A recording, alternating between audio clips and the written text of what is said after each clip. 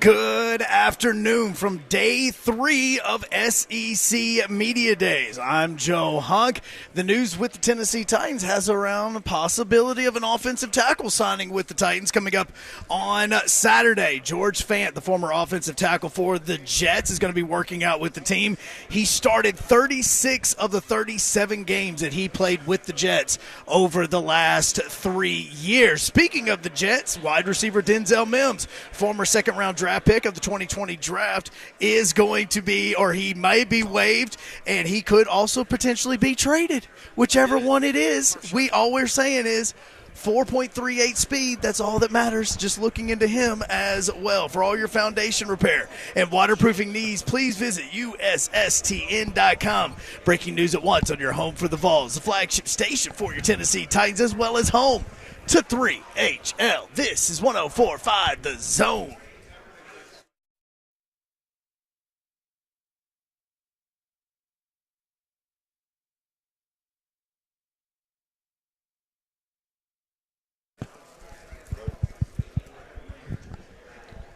Yo, what up, Nashville? 3HL is on the air. Brent Doherty with you live downtown Nashville. 104.5 The Zone. Coverage of SEC Media Days continues at the Grand Hyatt in downtown Nashville. Presented by Spring Hill Heating and Cooling and Advanced Restoration. We've got a big show lined up for you. 4 more teams through here. Alabama was here. That means a lot of Alabama fans in the lobby. Arkansas, Florida, Kentucky. We'll talk about it throughout the course of today's show. The Titans also bringing in an offensive tackle for a workout. Very interesting situation there. We'll get to it. Dawn Davenport is here. How are you? Hi. I'm great. 104.5 The Zone AI. On the T-Dot Smartway map, there appears to be a meteor approaching downtown Nashville. No, wait. Scratch that. No need to check for weather alerts. This appears to be a Babs native. She's coming in hot. Entering the studio in 3, 2, 1.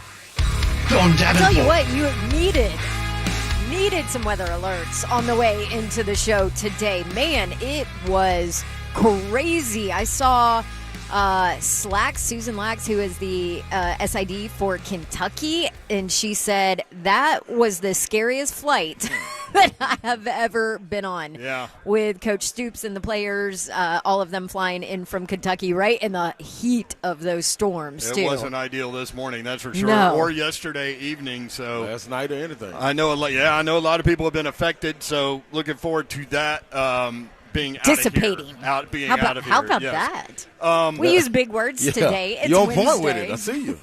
Yeah, you're on point. What's up, Slade? I'm in the building. Starting no roof protocol. We're on an AI day. Engaging no roof protocol. We're talking about This show ain't got no roof. Practice. In T-minus 3, 2, 1. Welcome Ronald Sylvester Slade.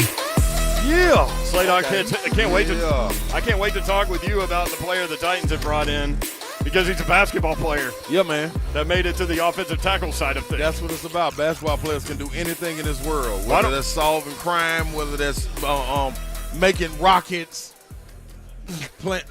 playing right tackle, it don't matter. We can do it all, Babs. Why don't we go ahead and Sign us start up. there? Titans bringing in former Jets offensive tackle George Fant for a workout.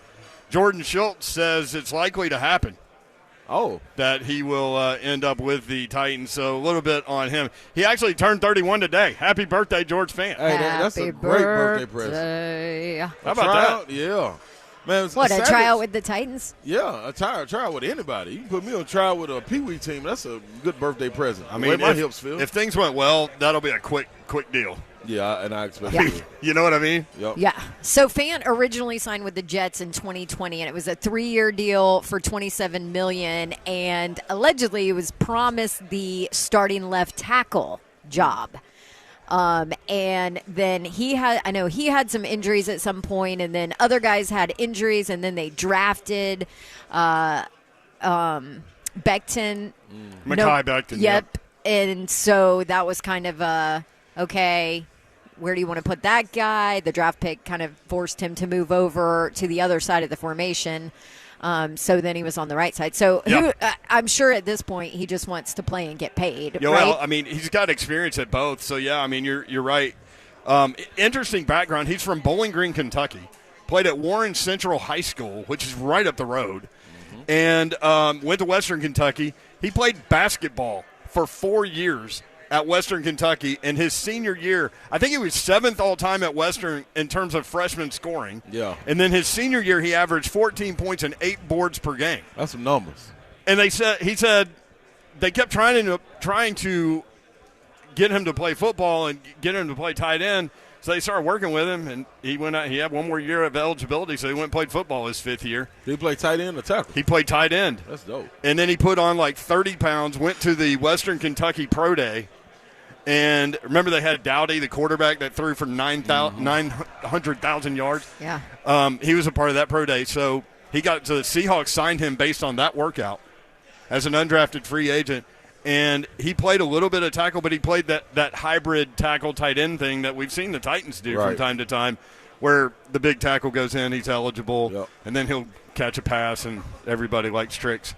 But then, earn that money with the New York Jets, and you're right, 13 starts at right tackle in 2020, 2 starts at left tackle, mostly left tackle in 2021 because of the injury to Mekhi Becton, and then left tackle in 2022, and he had a knee injury and hit the shelf. So yeah, but he went back and forth between left and right tackle. So obviously he with the way the Titans go through offensive linemen, that's good. He's versatile if it happens. Now, he was much better in 2021, really struggled in 2022, according to Pro Football Focus, at least according to their grades, which take they take analytics, so you grain of salt, because it doesn't take into account him pivoting to both sides of the line. It doesn't take into account injuries. It doesn't take into account did he play injured. But in 2021, his Pro Football Focus grade 71.1 overall, 75.1 pass block, 59.9 run blocking grade. 2022 certainly fell off, but he was playing through a knee injury that they eventually shut him down. Exactly. Right. That doesn't show up in the numbers, right? 48.4 overall, 46.7 pass blocking grade, 56.3 run blocking. So pretty consistent as a run blocker, right? Right. So certainly an option there to come in and be the right tackle, and then you're not having to move too. Remember, we were talking to Coach Mack last week, and we'll talk with him here in about 10 minutes about this again. But he said you're either going to move one guy or two. And so if you don't have to move two, that's the ideal situation. And Greg Cosell, who will join us tomorrow, told us Andre Dillard, not a right tackle. He's a left tackle. Adamant about that, too. He said Daniel Brunskill cannot play tackle. So those are a couple of options that I know people are throwing out there, but that is what Greg Cosell told us, based on those two options. So, maybe it's a Skoronski thing. Maybe it's, I don't think the Jalen Duncan's going to be ready as a 7th round. Was he 7th or 6th round? Rookie offensive tackle. So we'll see what they do. I mean, all signs point to them. Like, if it goes well, they'll sign him, and he'll be the right tackle, I guess. Yeah. Right? I'm with it. I mean, we signed a left tackle that couldn't even play tackle last year. So, I mean, can't get – I'd rather give What do you think about the basketball background, Yeah, man? Isn't that intriguing? Give me a power forward right there. Put him on the edge. Let him get busy. I don't care if he has a freaking underwater basket weaving background. I just want him to be able to block. Yeah, just be able to hold up. I'm just saying the athleticism there is interesting to me. Yeah, without question. Yeah, just hold up. Just hold up. Give Tannehill enough time to find DeAndre Hopkins and Treylon Burks, and then Derrick Henry will eat them all alive in the second half and rock on. Absolutely. Show him tape of what's my man? I've already blown him out of my mind. Daly? Yeah. Show him tape of him and go, hey, man, don't be that. This is who we do not want you to Don't be. do What this. did you call him? The Autobahn. The Autobahn. Just wide open. Don't be this guy. Do not be this. Don't be him. Basketball career at Western Kentucky. As a freshman, he love appeared. this I so love much. this. I love this. I'm like, I don't care. He appeared in 31 games with 24 starts as a freshman, averaged 26 minutes, 10.4 points, 6 rebounds per game, 37 block shots, and 29 steals for a big man. That means he's getting his hand in the cookie jar. Or gambling a lot. Yeah. He led the team in field goal percentage. His 321 points scored ranked 7th all-time for a freshman in school history. Sophomore year, 13.7 rebounds per game, 13.7.5 rebounds per game, named to the All-Sun Belt Conference tournament team. That's good, man. That's Named All-Sun Belt third team in his junior season, 13.3 and 7 rebounds again. Really consistent. And then decided, hey, man, I'll go play football for my 5th year. That's pretty dope. And you said his senior, I want to say you said 14 and 8 or something like that. Yeah, 13.8, 8.4 rebounds. No, we're gonna round he had up. 12 double-doubles. That's pretty good, man. You got to be agile, man. You got to have some good feet, and that's what you need. Gotta have coming good out the feet. edge. Thank you. Yeah. That's the point I was trying to You make. got to be able to. Yeah, you got to be able to shuffle them puppies, man. I don't think Dennis Daly could have done any of this. No, Dennis Daly, he probably need just play badminton as the all-time catcher. Watch Dennis Daly just be like No, amazing don't, in Arizona. Stop. I don't see how it's possible. The dry heat gets him. Yeah. yeah. The humidity it broke him down. That's right. That humidity. I mean, ask Traylon Burks. It'll get you. Let's do this. Let's take a quick break, and then we'll go to Coach Mack, and we'll get his take on it. Titans training camp, they report a week from yesterday. They'll start training camp. They'll hit the field a week from today. We'll talk with Coach Mack next, 3HL. Broadcasting live from SEC Media Days. Thanks to our friends at Spring Hill Heating and Cooling and Advanced Restoration. Brent Doherty, Don Davenport, and Ron Slay. We'll be right back. Coach Mack next.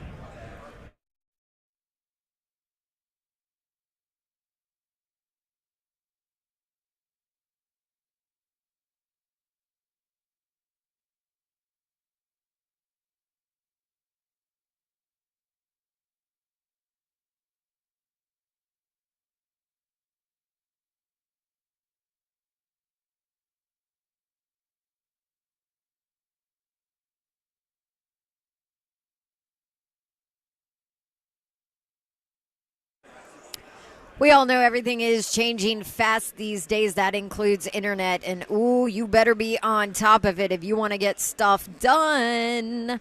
Xfinity 10G network is how you can get on top of it. That means the fastest internet with faster speeds rolling out all the time. Actually saw the Xfinity truck in my neighborhood the other day, making sure everybody's internet was running nice. Internet that can power a house full of devices all at once with ultra low lag. We needed it today. I tell you what, I was doing some SEC prep work, Mr. Babs working from home. Then you've got, video games going on or somebody streaming a movie. Well, guess what? The next generation 10G network only from Xfinity can help you out. The future starts now. Now through July 30th, new customers can get 200 megabit internet on the next generation Xfinity 10G network for just $35 a month for 2 years, plus no annual contract required, and you get the Wi-Fi equipment included. All you have to do, go to Xfinity.com/10G, call 1-800-XFINITY, or visit a store today. Does require paperless billing and auto pay with store-to-bank account. Restrictions apply. Taxes and fees extra after promo. Regular rates apply to internet service and devices. Actual speeds do vary.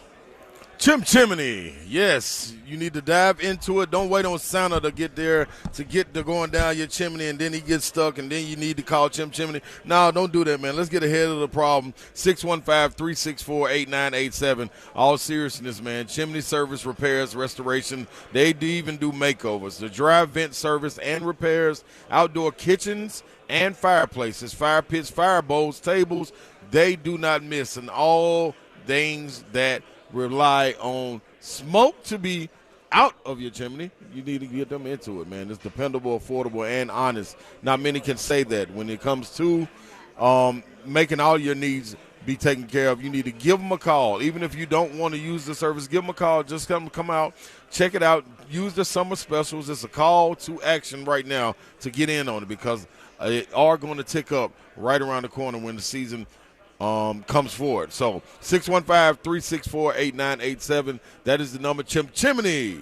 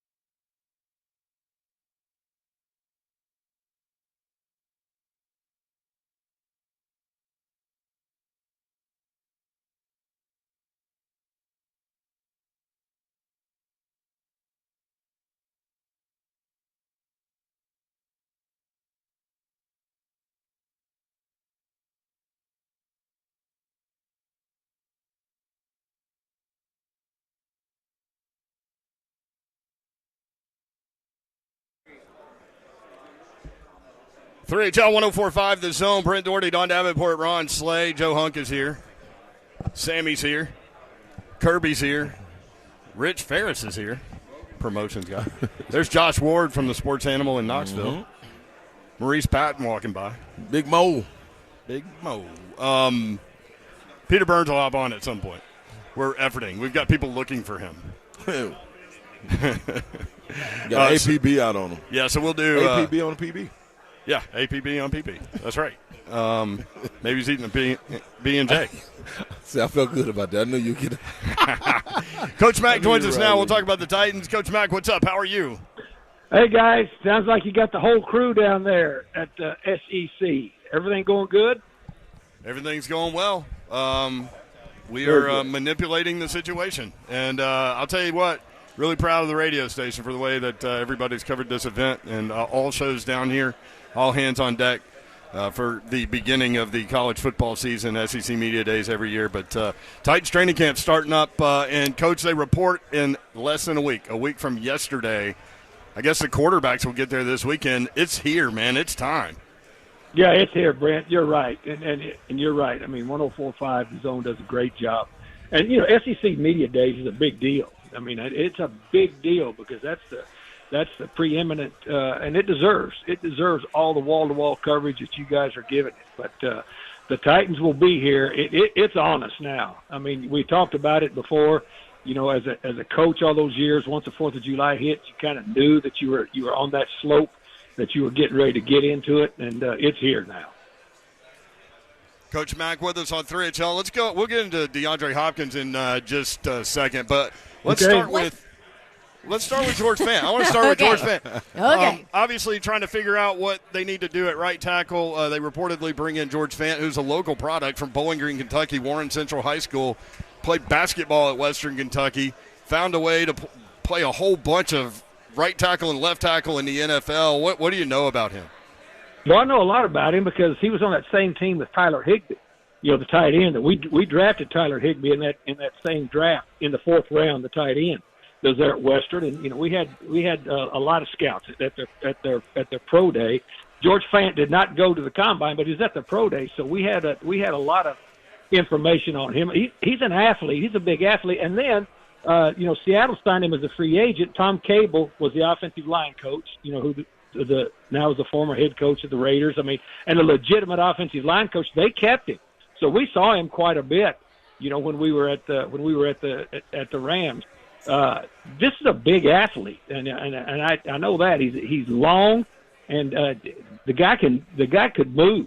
And that, our scouts coming back from that Western Pro Day said, this dude, and what did he play? He played 1 year of college football, correct? I mean, he's a hoops guy. Yeah. He's like Ron Slay. I mean, he was a big athlete. I mean, he is an athlete, and Tom Cable, as I say, is a legit offensive line coach, and he kept him over some other guys there in the NFC West, and so he's had a decent career. So it doesn't surprise me. Let's see what comes of this, but right. That's a pretty nice, at least an option at this time of year. That's definitely true, and as we're as we said, a week away. I mean, I would think if the workout went well, then we'd see something pretty quickly with regard to him. But did you as a coach kind of scout basketball guys just for the quick feet that you were talking about? No, absolutely. I mean, you have to, there's been basketball players that have been really good players in the National Football League that were basketball players, especially at the tight end position. This guy played some tight end too. I mean, he was a sub tight end too. Anyway, but yeah, absolutely, because if you can move your feet, especially if you're a big power forward, you can move your feet and you've got length. That goes right into what tight ends are, and if you're a bigger man, I mean, if you got feet, you can play on the edge. And this guy's an athlete. I remember that. Okay, he looks skinny, like small in his basketball pictures, though. Doesn't he? Well, I don't think he We're weighs, looking I at don't him right think he, now. I don't think he weighed as much as he does now. Yeah, he probably he did it. 50 pounds lighter right there. He played at 250 something, Yeah. and then he was at 290 something for the football tryout. Yeah. Okay. Yeah, he's a 6'5" guy. He's got really long arms. I mean, he's got some go-go gadgets, hanging from his shoulders. I mean, he's got some long arms. So anyway, he's done a nice job just playing 1 year, and that has to be on athletic ability. And I promise you, that Tom Cable and the Seahawks originally kept him on his athletic ability to begin with. Well, regardless, maybe he can be another piece to help provide a little more time to our wonderful quarterback, Ryan Tannehill, who now has allegedly DeAndre Hopkins to throw to. We haven't talked to you since that all came down this weekend. Obviously, well, Jim Wyatt says it's happening, so right. DeAndre Hopkins said it's happening. Yeah, so exactly. So did Mike Coach Vrabel said Vrabel. It's happening. Yeah. So we're just going to go in the premise, Coach. That's 3 for 3. That's because, hey, Coach, if I say sources close to us indicate, right, those would be 3 pretty good sources, wouldn't they? Yeah, I think we're close. good. Coach Mack indicates. Yeah. No, but just, we kind of talked about him a little bit whenever the rumors were out there and after his visit, but I wanted to circle back around for you to kind of let everybody know what a difference he's going to make or could make in this offense.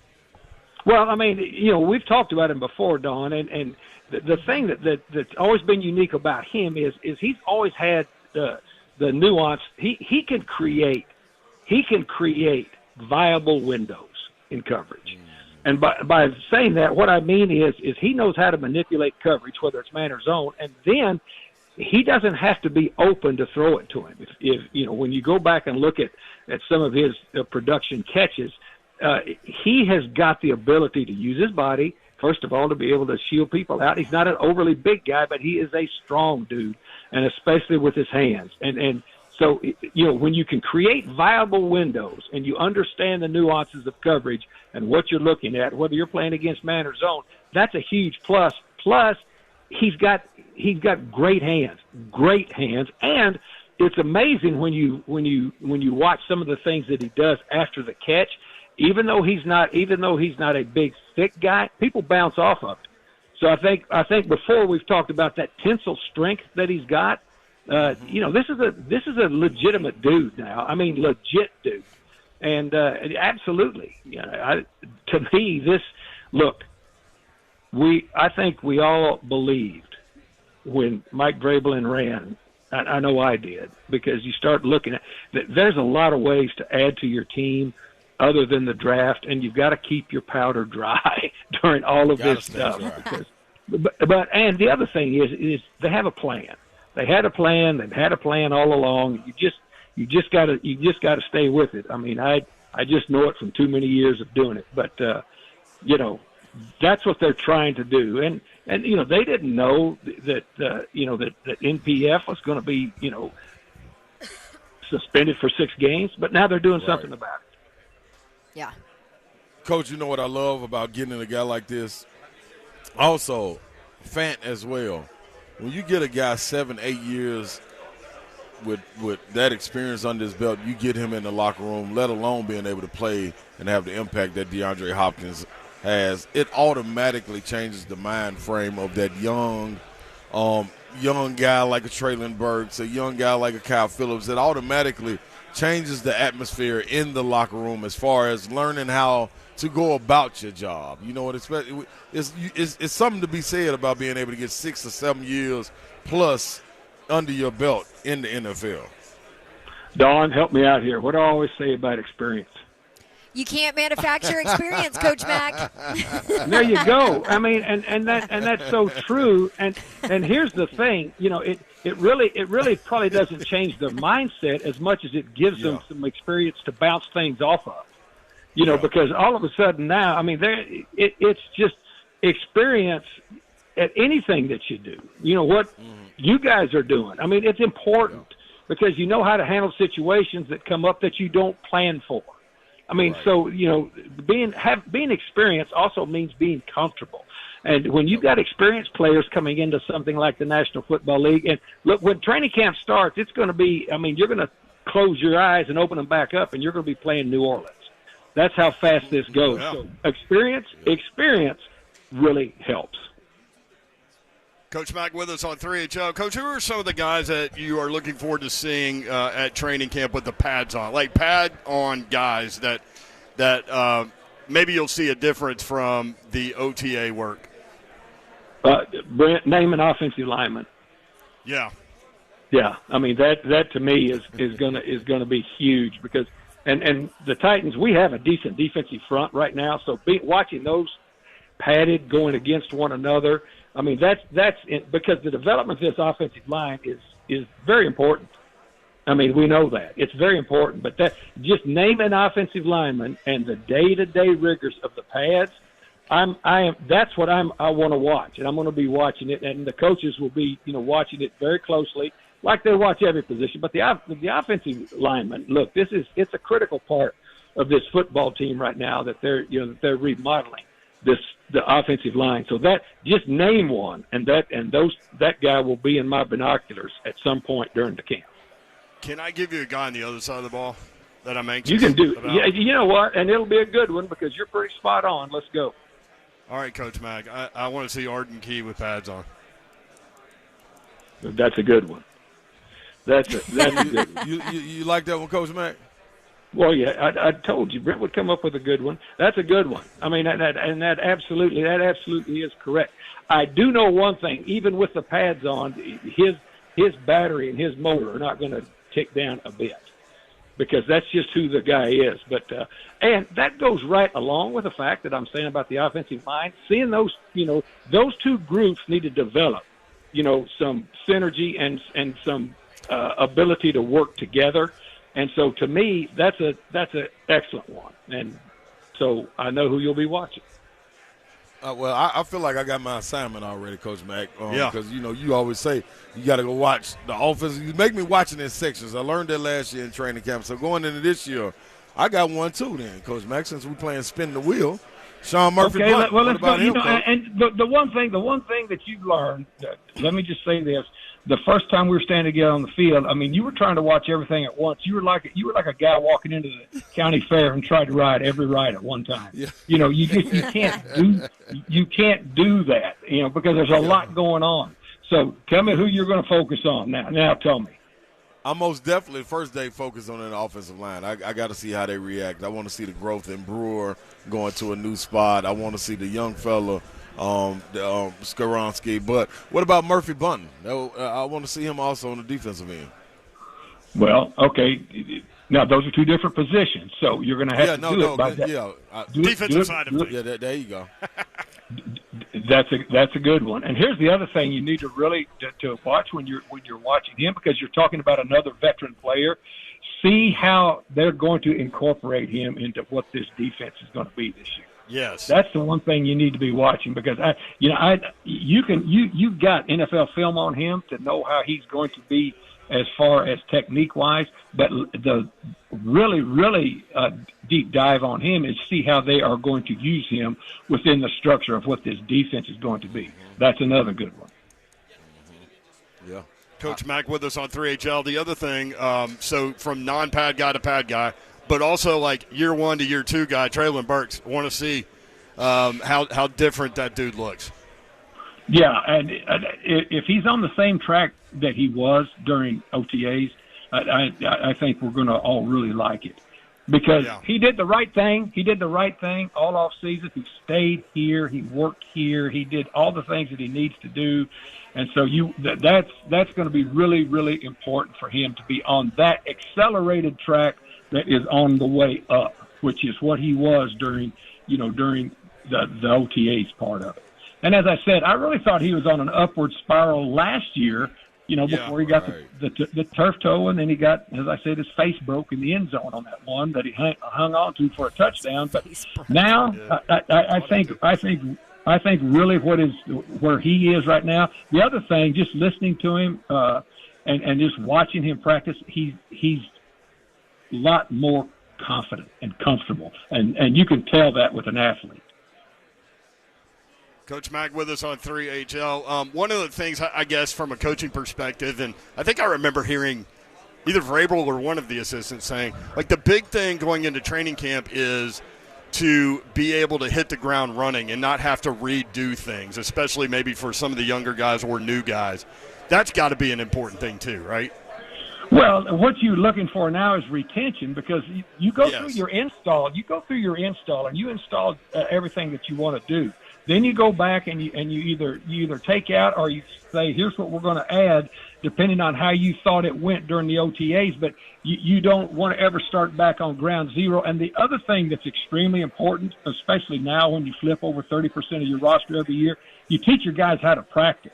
You teach your guys the drills and why we're doing the drills and how to practice against each other without pads on. Then you have to learn how to practice against each other with pads on. But that type of structure is so important during the off season in those OTAs, so that there is a familiarity when they show up, like, okay, here we go, and now it's time to ramp it up a notch, but we're ramping it up with things that we're familiar with to begin with. You've got to build on what you did during the OTAs. It's on the right. It's on the right, Coach Mack. I'm excited, Coach Mack. I'm excited about it. I just want to know, man, am I going to be able to go up in the Coach Mack perch into this training camp? Because I like the field view, but sometimes I want that all 22 up there with you, Coach Mack. Well, we're going to have to decide on that face to face, because there's going to have to be some ground rules set up. The last time I was with you, I had to take a microphone away from you, so we can't have any of that going on again. We ain't get to talk to you after that either, Coach Mack, man. That was an outstanding event. Outstanding event. I mean, that was so good. That was so good. And I went up and down all the lanes, but that lane 5 and lane 6, you guys had it rolling. That was really, really good. And that's why I say, and, I did a lot of things that night, just walking up and down, talking to everybody. Best thing I did, though, was turn that mic off. I think you did it twice, and then Davenport took a picture of Slay already had the basketball jersey off. So then he had his white tank top undershirt pulled up to his shoulders with a mic and you walking toward him. I mean, you want to talk about picture with 1,000 words. Guys. That wasn't my first event in my career. I understand. I can understand, how the flow of the game's going, and so I know when to help out. Believe me. And knowing the flow of the game. I just tell people, man, that event sold out. Buck Rising's split happens, benefiting Home Street Home. TN.org, you can check them out there. But I'm telling you, when this event rolls around next year, go ahead and buy tickets early, because it's going to sell out, and it was it was so good. It was so good. About Slay won our bet with Coach Mack, and that was a heist. Yep, that's what that was. Yeah. Well, I thought it was. You know what? It all goes to a good cause. That's definitely true. That is definitely true. Yeah, but I thought that was a team versus team event, and my team won. No, I know. And you thought wrong. The thing about it was Don made sure that money went right to the event, because Ron wasn't paying much attention, but he had no problem donating it back to the event. But that whole group, that whole group that y'all had there with you, those dudes that you brought, Brent, were outstanding dudes, outstanding. And that whole group. At one point, Aaron and Slay, I saw a bunch of $1 bills just flying around, and they were betting on things that were happening on different lanes even. Somebody bet on me, and guess what? Slay bet on me. He did bet on you. He bet on me, too. My friend Aaron bet, and he was on my team, and he bet against me. No, he won, and he won on both of you. He was very astute. He was very astute. He knew what was going on, and the other thing was I knew the competitive nature of all of you guys was going to come out, and it did. I was so proud of that. So proud of that. And I tell you who else I was proud of. Joe Hunk. You talk about improvement from year 1 to year 2. Fantastic. All right, I love that. Yeah. And y'all's new addition, little Sammy. Sammy's outstanding. Sammy's standing right here. Yeah, she had this throw hop delivery with a backwards hand. No, she hit it. She spin on the ball. Well, she was hitting a diamond wedge into the green. It was spinning backwards every time. She was rolling it back, but she did well. She won the first game and took a picture of it. She did, and she is competitive. And the thing that also I like, and then Sandy won't mind me saying this because I told it right to her face. She got to know Coach Mack pretty good. That I'm always tell the truth. She's 4'0", and Slay started trying to talk some junk, and she fed it right back to him, and it was over. We got a good team here at the Zone, that's for sure. Hey, Coach Mack, great talking with you. Next week we'll be talking about training camp and players reporting. Get your bear traps ready, Coach Mack. It's a bear on the way. That's great, guys. Looking forward to it. See you guys. All right, there he is, Coach Mack. 55 days until the first NFL week. Titans training camp. They report a week from yesterday. They hit the field a week from today, so we'll have on-field activities to talk about with Coach Mack the next time we put him on 3HL. All right, when we come back, hear from Alabama football coach Nick Saban. He hit the microphone today, 3HL 104.5 The Zone.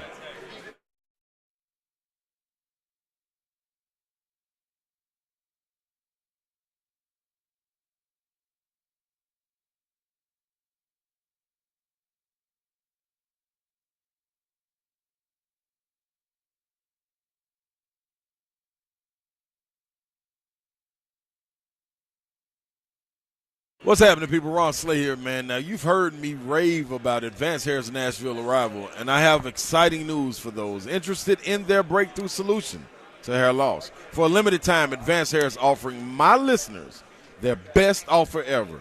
Yes, it's their summer savings event where you'll get the most hair for your dollar. Yeah, nowhere else. Their quick, simple one-day treatment uses your own natural hair, and the results are second to none. Just look at the before and afters, people. With Advanced Hair, your new hair begins to regrow the very next day, and it can grow for life. And it's even guaranteed to grow. Now, if you have a flexible summer calendar and have been waiting for the best offer of the year, well, it's here, people. Schedule your free consultation and get the summer savings event details while still available.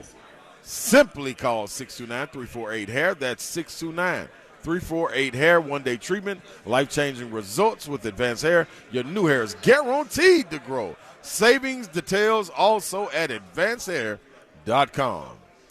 I want to talk about the Ford F-150. It's been the best-selling truck for 46 years, and Two Rivers Ford has been the leading F-150 Ford dealer in our community right here around Middle Tennessee for 40 years. How about it? Two Rivers Ford, huge selection of F-150s on the lot right now. I was there recently, actually. They have a ton out there, and all of them, every single one of them, priced below MSRP. Two Rivers Ford always sells for the best price. Their trucks are clearly marked. There's no gimmicks. It's an honest deal and a speedy process. And have I mentioned that Two Rivers Ford has non-commissioned salespeople, so they're just there to help you. You're never going to be pressured. They just want you to have a good experience. There is a reason Two Rivers Ford has been the best in the business since 1983. So if you are in the market for an F-150, call, click, or just go see my friends at Two Rivers Ford. They are in Mount Juliet, 7 miles east of the airport. That's Two Rivers Ford, powered by Ford, driven by people.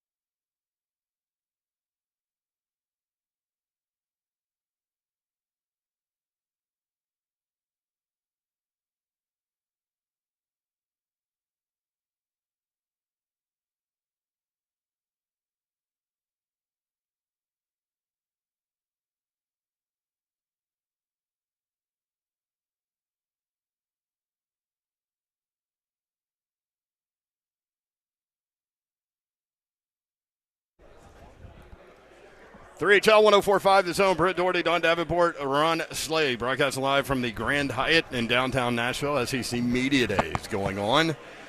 It's here. It's almost here. Football is almost here. Presented by Spring Hill Heating and Cooling. Not football, this event. Our coverage of this event. Presented by Spring Hill Heating and Cooling. We and are Advanced presented by them, Restoration. too. Yeah, I don't think they're sponsoring football. But they are presenting us being here, and we certainly appreciate our friends. Alabama walking the halls today. Here comes Jimmy Himes again, always messing. He always ends up on camera, too. He always ends up on camera. Dancing. You got to get closer. Jimmy, this is what retirement does to you, man. Just start I was dancing. going to say, why is he here? I thought he was all retired and done. You can't get completely away from it, man. He's never leaving. I've seen his little stand-up one-on-one. Oh, here's Himes meeting Chris Lowe. They're wearing the same shirt. There's the legends. Yeah. Brain trust. I've seen him doing his little one-on-one video interviews that he puts on the internet. Looks like, hostage situations, but he's getting it done. Nick Saban rolling around through here, and he was asked about his 50th wedding anniversary. His wife, Miss Terry, really runs that house, but Saban asked about what they did for their 50th wedding anniversary. We went on vacation to Italy. Just to clear that up, that was our 50th wedding anniversary gift to Miss Terry from some of our friends, which I successfully got out of for 2 years. Failed to be able to get out of it this year. Didn't really want to go, but it was a fabulous time. Fabulous. And I would recommend anybody do it. Lots of good culture, great architecture, art, a lot of good things to see. And I thought nobody would know us anywhere that we went, and we got roll-tided everywhere we went. So even in the Ferrari plant, we had a tour of the Ferrari plant, and these cats don't even speak English, and we're getting roll-tied. So I guess we must have a pretty decent brand. I'm talking about the University of Alabama now, but it was an enjoyable trip, and I'd recommend it to anyone. Yeah. I mean, they've won 6 of the last 14 national titles. Everybody pretty knows. good brand. Did everybody count how many humble brags he decided to want to throw into one I was just going to statement? say, first of all, a gift from our friends. Apparently, I need new friends. Do your friends have the letters NIL connected to them? I'm just curious. Like, my friends ain't sending me to Italy for my anniversary, that's for sure. There was one, and then I tried to get out of the Italy trip for the last few years, but I wasn't able to this year. yeah, and then Tried to get out of it. I really didn't want to go. Yeah. I mean, like, And then tour the Ferrari plant, of all things. Yeah, even when Right, we're at we the Ferrari forgot. plant, they don't speak English, but even they were saying Roll Tide. Bro. like, anyway. I might well throw mine in there. I did that. Just saying. I did that too. You took the Ferrari tour? Well, I mean, you were Did it playing twice. over there. I did it twice. It's not like Don and Britt sent you over there. Like, hey, Slay, we're going to send you to Italy. Shout out Mr. Chimberio. Saban, what did Saban do? What was so special about that?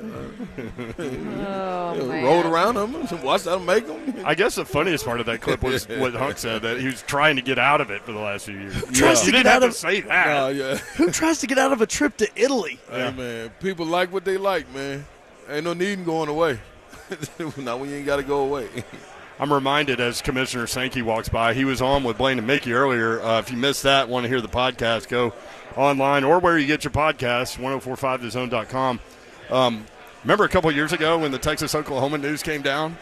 Yeah. And it came down at like 2:55 Central, and we had him on at 3 o'clock to start the show. Yeah, Yes, that was indeed. awesome. And he was like, he just kept like kind of shaking his head. Like, We need to really? find that, man. This news had to come out now We need to find at that. media days? Oh, and we just kept asking Yep. in different ways. He's Yep.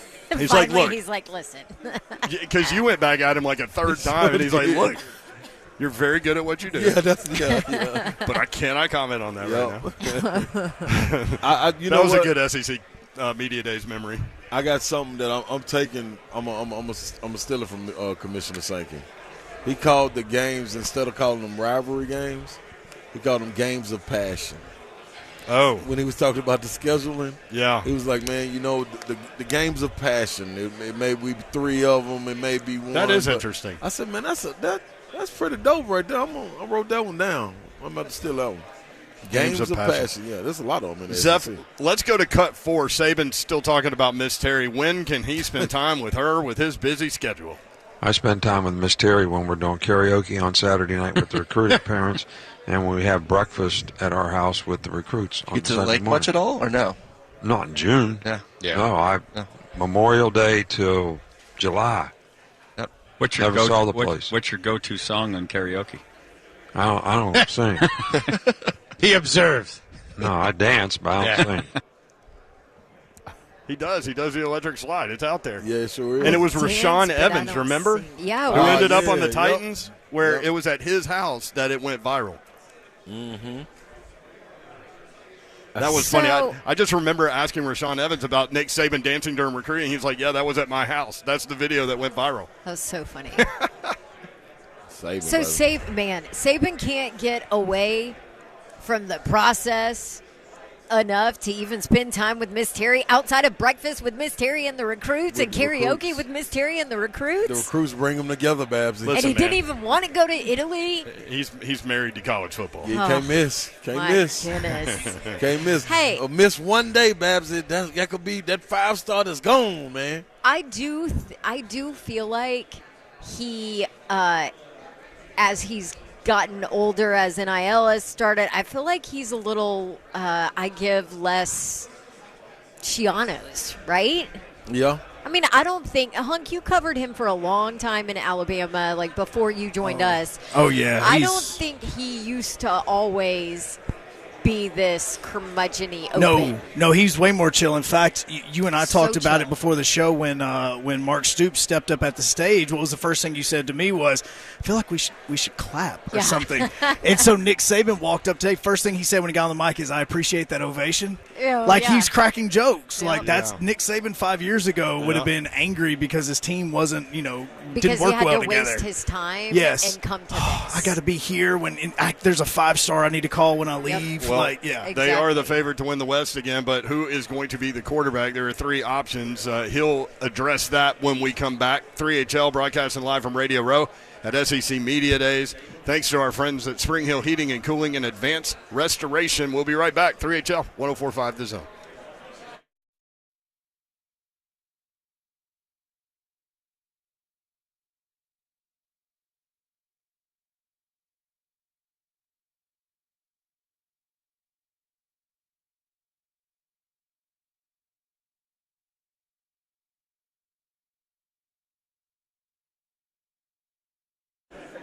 What's happening, people? Ron Slay here, man. Let's dive off into this Awaken 180. How did I get to the point that I got to right now? Well, it's because of the trust that I put in Awaken 180. My coach, Coach Sam, man, was giving me all the tidbits to get my recipe together. If I was going on vacation, if I was going on a road trip on the weekend, I was not losing. I wasn't going to do it. I was going to stick to it. And it was quite simple, honestly. I'm going to be real. After I got through the first week, it kind of became routine. And then I didn't want to let myself down or my coach down. So I kept pushing ahead. Looked up on that scale, man, and you know what? 45 down overall, man. It's still going. Ain't gained a lick back, even being in the maintenance part of the program. So now you have the opportunity to start working back in foods that you were missing. And yes, it's okay because your body is in a zone where it's comfortable and it's not going to be gaining weight. And you're not going to be picking out like I once was. Anything that you can think of, man, Awaken 180 is going to be there for you. Play the long game, man. Awaken180weightloss.com. Call now for your consultation. 844-346-1800. Awaken 180 Weight Loss.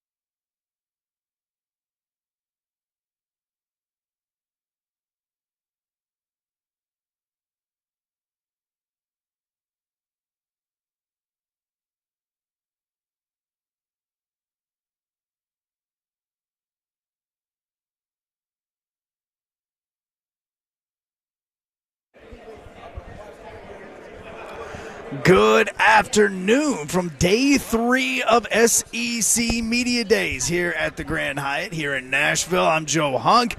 As even though the SEC Media Days is coming out, and biggest news of the day so far has been about the Titans. George Fant, the former offensive tackle for the Jets, is scheduled to have a workout with the Titans coming up on Saturday. If it works out, then he may be your right tackle or your left tackle coming into the first 6 games of the season with MPF's suspension. Fant started 36 of the 37 games that he played for the New York Jets over the last 3 years.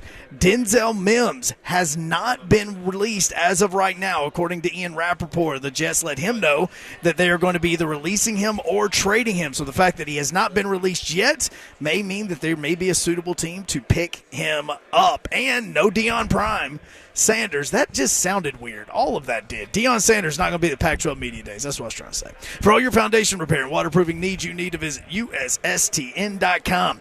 Breaking news at once on your home for the Vols, the flagship station for your Tennessee Titans, as well as home to 3HL. This is 104.5 The Zone.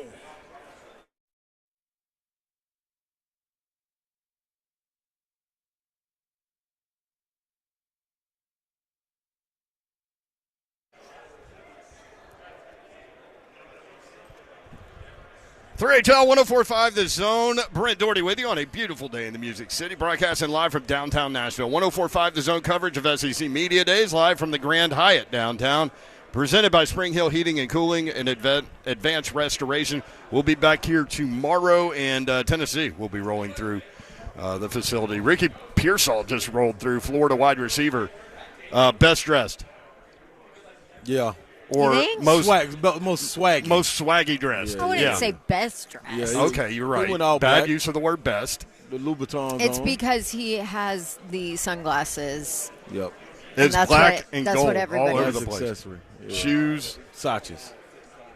Yeah. Florida wide receiver, by the way. Yeah. I said that. Was that Arizona Did State? you say Versace's? No, I said Florida receiver. Oh, you 33 receptions, 661 yards, and 5 We touchdowns. sandwiched last you year. in this conversation. Huh? We sandwiched you in that conversation. Oh. Well, I'm a sandwich at the table. 5 catches and 103 yards against Tennessee last year. I remember him putting on the show. I kept on saying, man, who is this dude right here getting all this separation? I know our corners wasn't all that, but good God almighty, he was putting on the show. That man. And decided to come back. Yeah. Dude, he going to be a problem. And he can run. Who's throwing it to him? Who's throwing?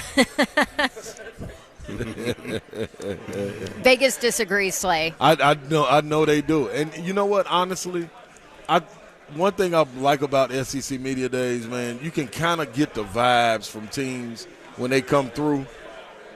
I don't feel that Florida vibe, that Florida bite coming through this year. You know what I'm saying? Like, You usually feel their presence. Yeah. When Georgia came through with Big Jordan Davis, what was that, 2 years ago when we was in Alabama, we felt the vibe. Yeah. It was like, hey, man, Georgia's going to be kind of serious. It's going to happen when you're only projected to win 5 games. That's what I'm saying. But, I mean, I you're remember, not going to have much swag. I remember Tennessee coming through, man, and I was like, man, it's just something that swagger's not there. You don't feel that energy from them. I didn't feel it. You can feel it from Georgia. You can feel it from Alabama, definitely. I felt comfortable listening to Stoops. What do you mean? Comfortable as in, and then looking at their schedule while I was on the big board behind them. Yeah. Like, they may be able to sneak in and do something on, like, mid-pack 3 through 5, somewhere through there. Because Kentucky might be able to do something. I got to see. They could be a surprise team. Yeah, Depends on how the quarterback works out. Right. So that's the kid from NC State, Yep. Right. who has a lot of starts under his belt. Devin Leary, is that his name? Mm-hmm. Yet Don and I really took note when they introduced Mark Stoops, the commissioner did, and said he's in his 11th year at Kentucky. That has flown by. Can you believe that? That's a long time. That's a lot. 11th year at Kentucky. 11th year plus 7 straight bowl games. He did seem confident, too, like to your point. And one of the things that stood out to me about what Mark Stoops said, he said we want to get back to being physical. And it's almost like he was like, this is who we are. Yep. And this is what we're going to be. Yeah, and I bought into that, especially when they put up on the board. I forgot all about Ray Davis being transferring there, man. You talking about a guy run behind his pads? Yeah. That young man runs behind his pads, and he want to get this team more physical. The way that offensive line let them down last year, he get them back to being who they are. Hey, man, they could have something up front. That's 4 yards in the cloud of dust right there. Not 3, not 2, not 1. They can go get 4 every single play. So that's going to be interesting. But they got some major weapons out there on the outside. I'm going to be honest right now. If you would have lined them in South Carolina, I know South Carolina getting a lot more credit. Right now. Well, if they can be that physical team, you know what I mean, and keep the game close. Give me them over South Carolina right now. And it all comes down to what is Devin Leary. But, you know, a couple of years ago, he had a monster season. Yep. So we'll see. He's had season-ending injuries. So you don't even know what he could be if he doesn't. It was last year it was a season-ending injury. Mm-hmm.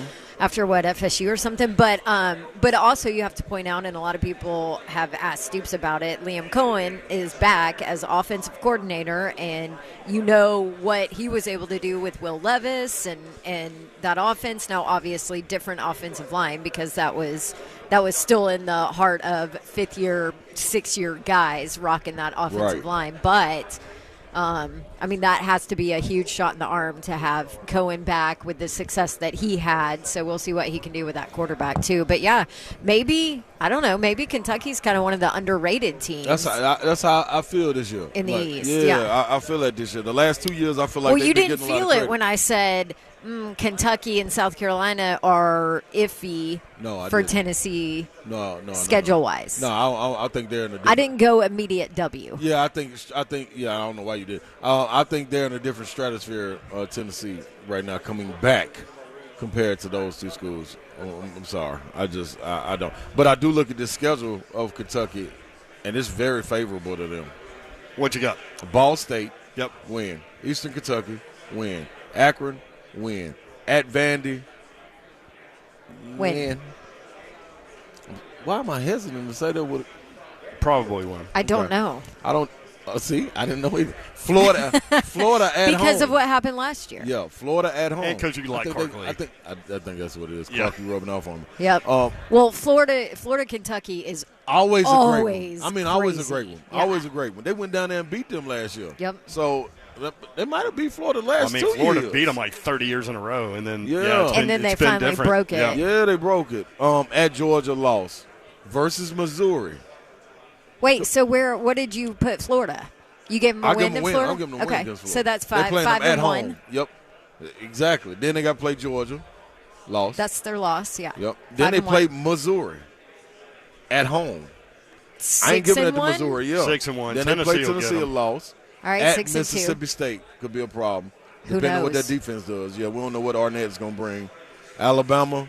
Lost. So we'll give them a loss there. 6-3, 6-4. You can find 8 wins in there. Yeah, that's what I'm saying. At South Carolina, at Louisville. And there you go. Yeah, and there's your last Louisville, 2. new coach and everything too. So I think that's way more favorable than any other SEC schedule, honestly. Yeah. Because everybody else got a 4-game stretch somewhere in the middle of it, and it's like, whoa, what the heck? See that ain't. As Napier walks by, that ain't. You didn't feel it? No, it was more like, what's up, my man? Well, you don't feel Napier? No. I was just like, yeah, give me something. This is awesome. What is this, his second SEC Media Days? Yep. Well, you were talking about Florida. Florida has Graham Mertz, the transfer from Wisconsin. So we'll see. Playing quarterback. Okay. We'll see what that looks like. And that'll be a big key for them. Billy Napier said today, quote, "We're not going to allow outside or created narrative to define the reality for the 2023 season." Cool. We'll see you in 2024 then. When y'all feel like it. You don't like that. I don't know. You say give me the chip on the shoulder. Yeah, that ain't their character, man. That's not what they built on. That's not what they stand on, man. They stand on something different down there. Look at swagger. Yeah. Same thing Same, and the only reason I'm saying Texas this is A&M, Jimbo dropped these guys have a chip on their shoulder Yes. at least 10 times in his. Yes. Talking about the offensive line Yep. and the struggles they had. Kirby did too. Mm-hmm. Dropped it about his guys the same way. He coming off A chip on your shoulder coming off the national championship. But- Come on. but I know I'm you're just trying to saying. create a narrative, Yeah, but exactly. that's a little far-fetched. But that's the mystique, though. That's what I need. I need that. Man, you look back at the guys that have played for them. Man, no, man. Them boys will be walking around. Man, no. Here is Graham Get a different Mertz, athlete. 6'3", 218 pounds. He's a junior. Last year, completed 57% of his passes for 2,100 yards, 19 touchdowns, 10 interceptions. Meh. Exactly. We're not changing your mind. Man, on listen, Florida. man. It's like we sitting at the assisted living, man, and they come out and say, "Hey, pudding," and everybody like, It's pudding day. We had it last week. We cool on it, man. Y'all ain't even making it with the little sugar. Y'all making it fat free. So in that 3-team logjam, so Georgia, Tennessee, Yep. then that 3-team logjam That's of it. Kentucky, South Carolina, and Florida. Yeah. Kentucky, do we all agree on this? Kentucky, South Carolina, then Florida? Oh. I think so. Then Vanderbilt? Or does Florida finish last? You want to say it so bad, don't you? Look at him. Look at him. Hey, man, I'm just saying, man, it's a feeling that you get, dog. I'm pretty sure Napier is sitting directly to your right. He So is. if you say, No, we so were if you just talking say about it that. just a little bit louder. Who cares? Yeah. Who cares? I would have never said this 2 years ago. He's doing 1010XL, our friend Frank Frangie and Matt Hayes over there. He's doing their show. If he keep it up, I'll go grab the man sitting right directly in front of us and tell him, let's go to war. David Cutcliffe. You better believe it. Oh, look at Coach Yeah, Cut. Yeah, he's working for the SEC let's now. get busy. Wow. Man, that was Same. one of the best conversations we had last year. Oh, my Was God. with And Coach it Cut? could have went Yeah. so long. And we talked about that 98 thing, and he said he sat and watched the national championship game in his hotel room by himself. I never knew that. Never knew I'd that. never read that either. Never knew he was. I didn't even know he wasn't at the game. That's what was crazy. Yeah, about he that. took the Ole Miss job. So Yep. for people that don't remember, David Cutcliffe was the offensive coordinator for Tennessee during that 98 season. He took the Ole Miss job after the regular season, undefeated regular season concluded, and then went ahead and took the Ole Miss job, and Randy Sanders coordinated the offense in the national title game, and David Cutcliffe told us he watched it by himself in a hotel room. Man. All right, let's go to break. Peter Burns sitting down Uh-oh. at the table. We found him, y'all. Coming up in just a second. You Stay found tuned. him. 3HL 104.5 The Zone.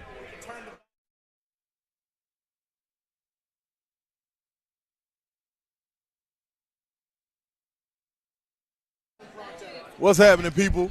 What's going on with you, man? Ron Slay here. I got to tell the people what it is. What's up, Coach? How you doing, brother? Yeah, get that out of there, Coach.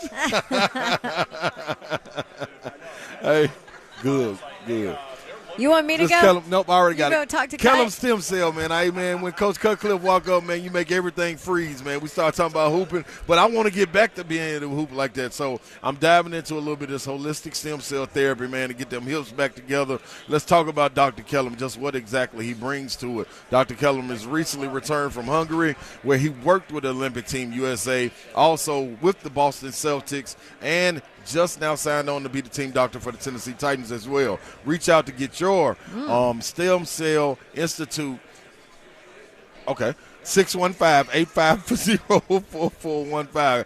KellumStemCellInstitute.com. KELLUM StemCellInstitute.com, people. Make it real simple. This is nothing that you thought it was. There's no negative connotation to it at all. The body's own healing cells is harvested and redeployed based on your needs. Stem cells attack inflammation in the body like mine. It's on my hips and everything. You get it. Now I'm going to let Babsy go. You can't multitask for Too much going on. There's too much going on right there.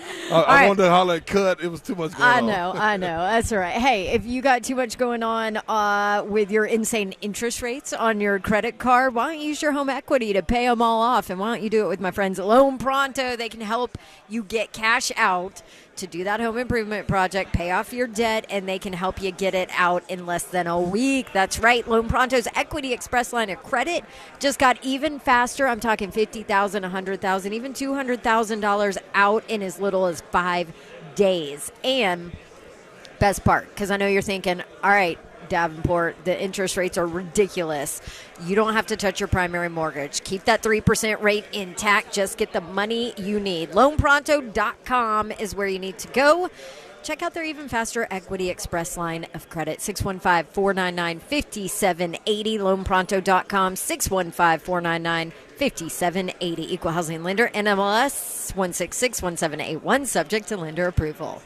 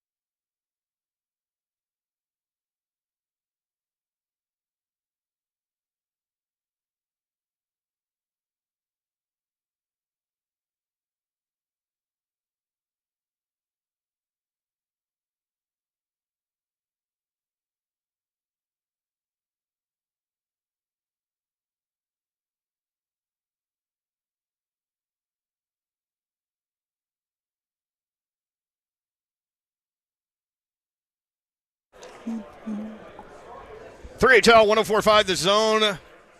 Our coverage of SEC Media Days live from the Grand Hyatt in downtown Nashville, presented by Spring Hill Heating and Cooling and Advanced Restoration. Brent Doherty, Don Davenport, Ron Slay, Peter Burns. Hey. From the SEC Network. I'm just happy that you're participating here in this segment. That's the most thing. What's up, y'all? Hey, by the way, I apologize. I want to apologize to every single one of y'all because I said I was going to come on this show at 3 o'clock. What happened? Shame on you, Burns. But he had 2:15. I looked at my bed and I was like, "Oh, you sweet, sweet, precious thing, you come over here." And it made little sweet eyes to me, Slay. Won't let and you go. Oh, buddy, I couldn't do it. I laid that thing down. It was 65 degrees in the hotel room. Perfect. Man, you had Ron Isley playing. It was like, wasn't no movie. do not disturb. Your phone was on do not disturb. Oh, no. I woke up and I'm like, hey, man, everybody's looking at you on the zone. I'm like, oh, Carl actually was running around looking for you. You know, I was like, thought I had warrants or something like that. you know what everybody like Fulmer thought? back in the day. Uh-oh. You did? What?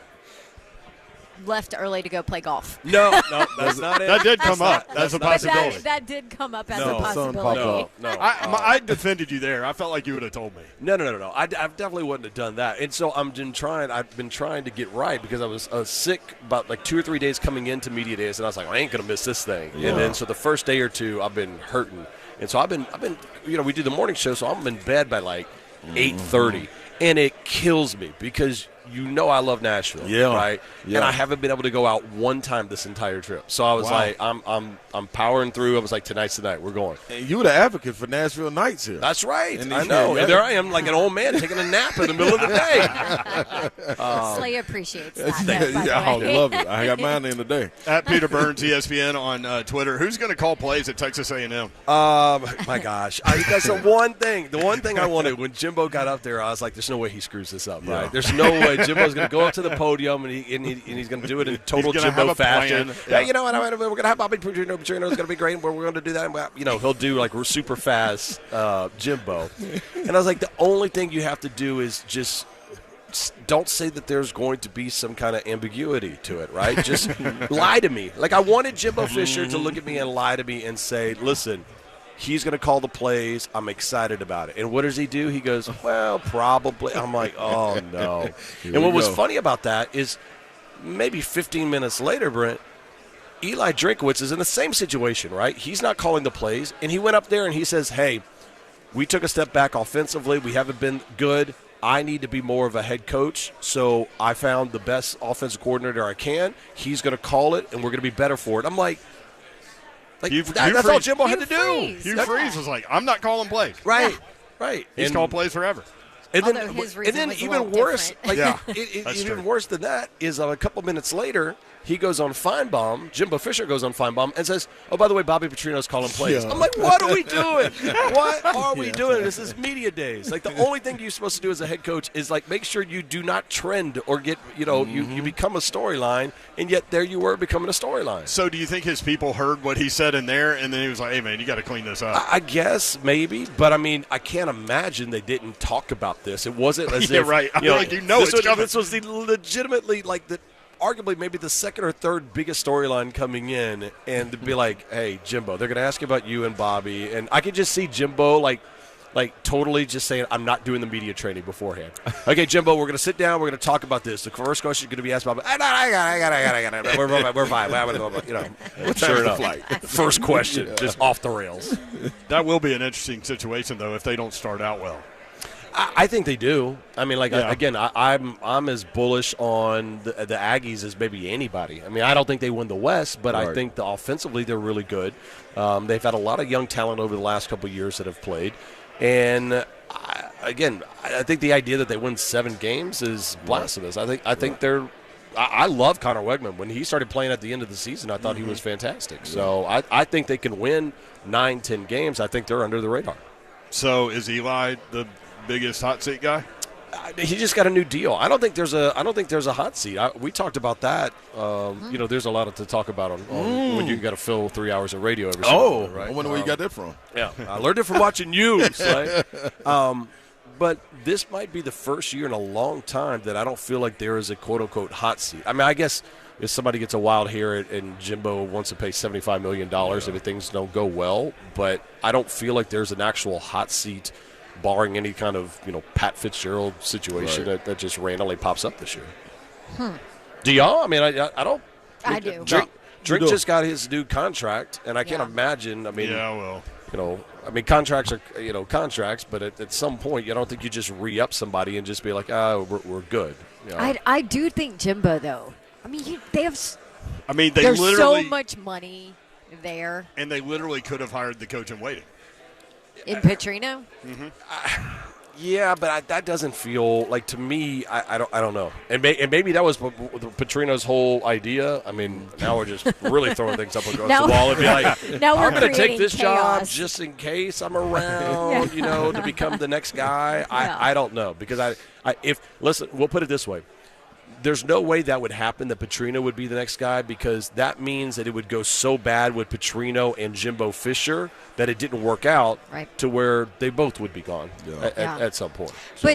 But A&M has, and you've done a deeper dive into their roster. I mean, they have the roster and the talent and everything this year to where there should be no excuse if it goes bad. Yeah, there should be no excuse to where it looks unless there are injuries which they had to deal with at the quarterback position last year. But there's no reason that they should not have an explosive offense. Like, I go back and look at Tennessee when the Vols first came up with Heupel.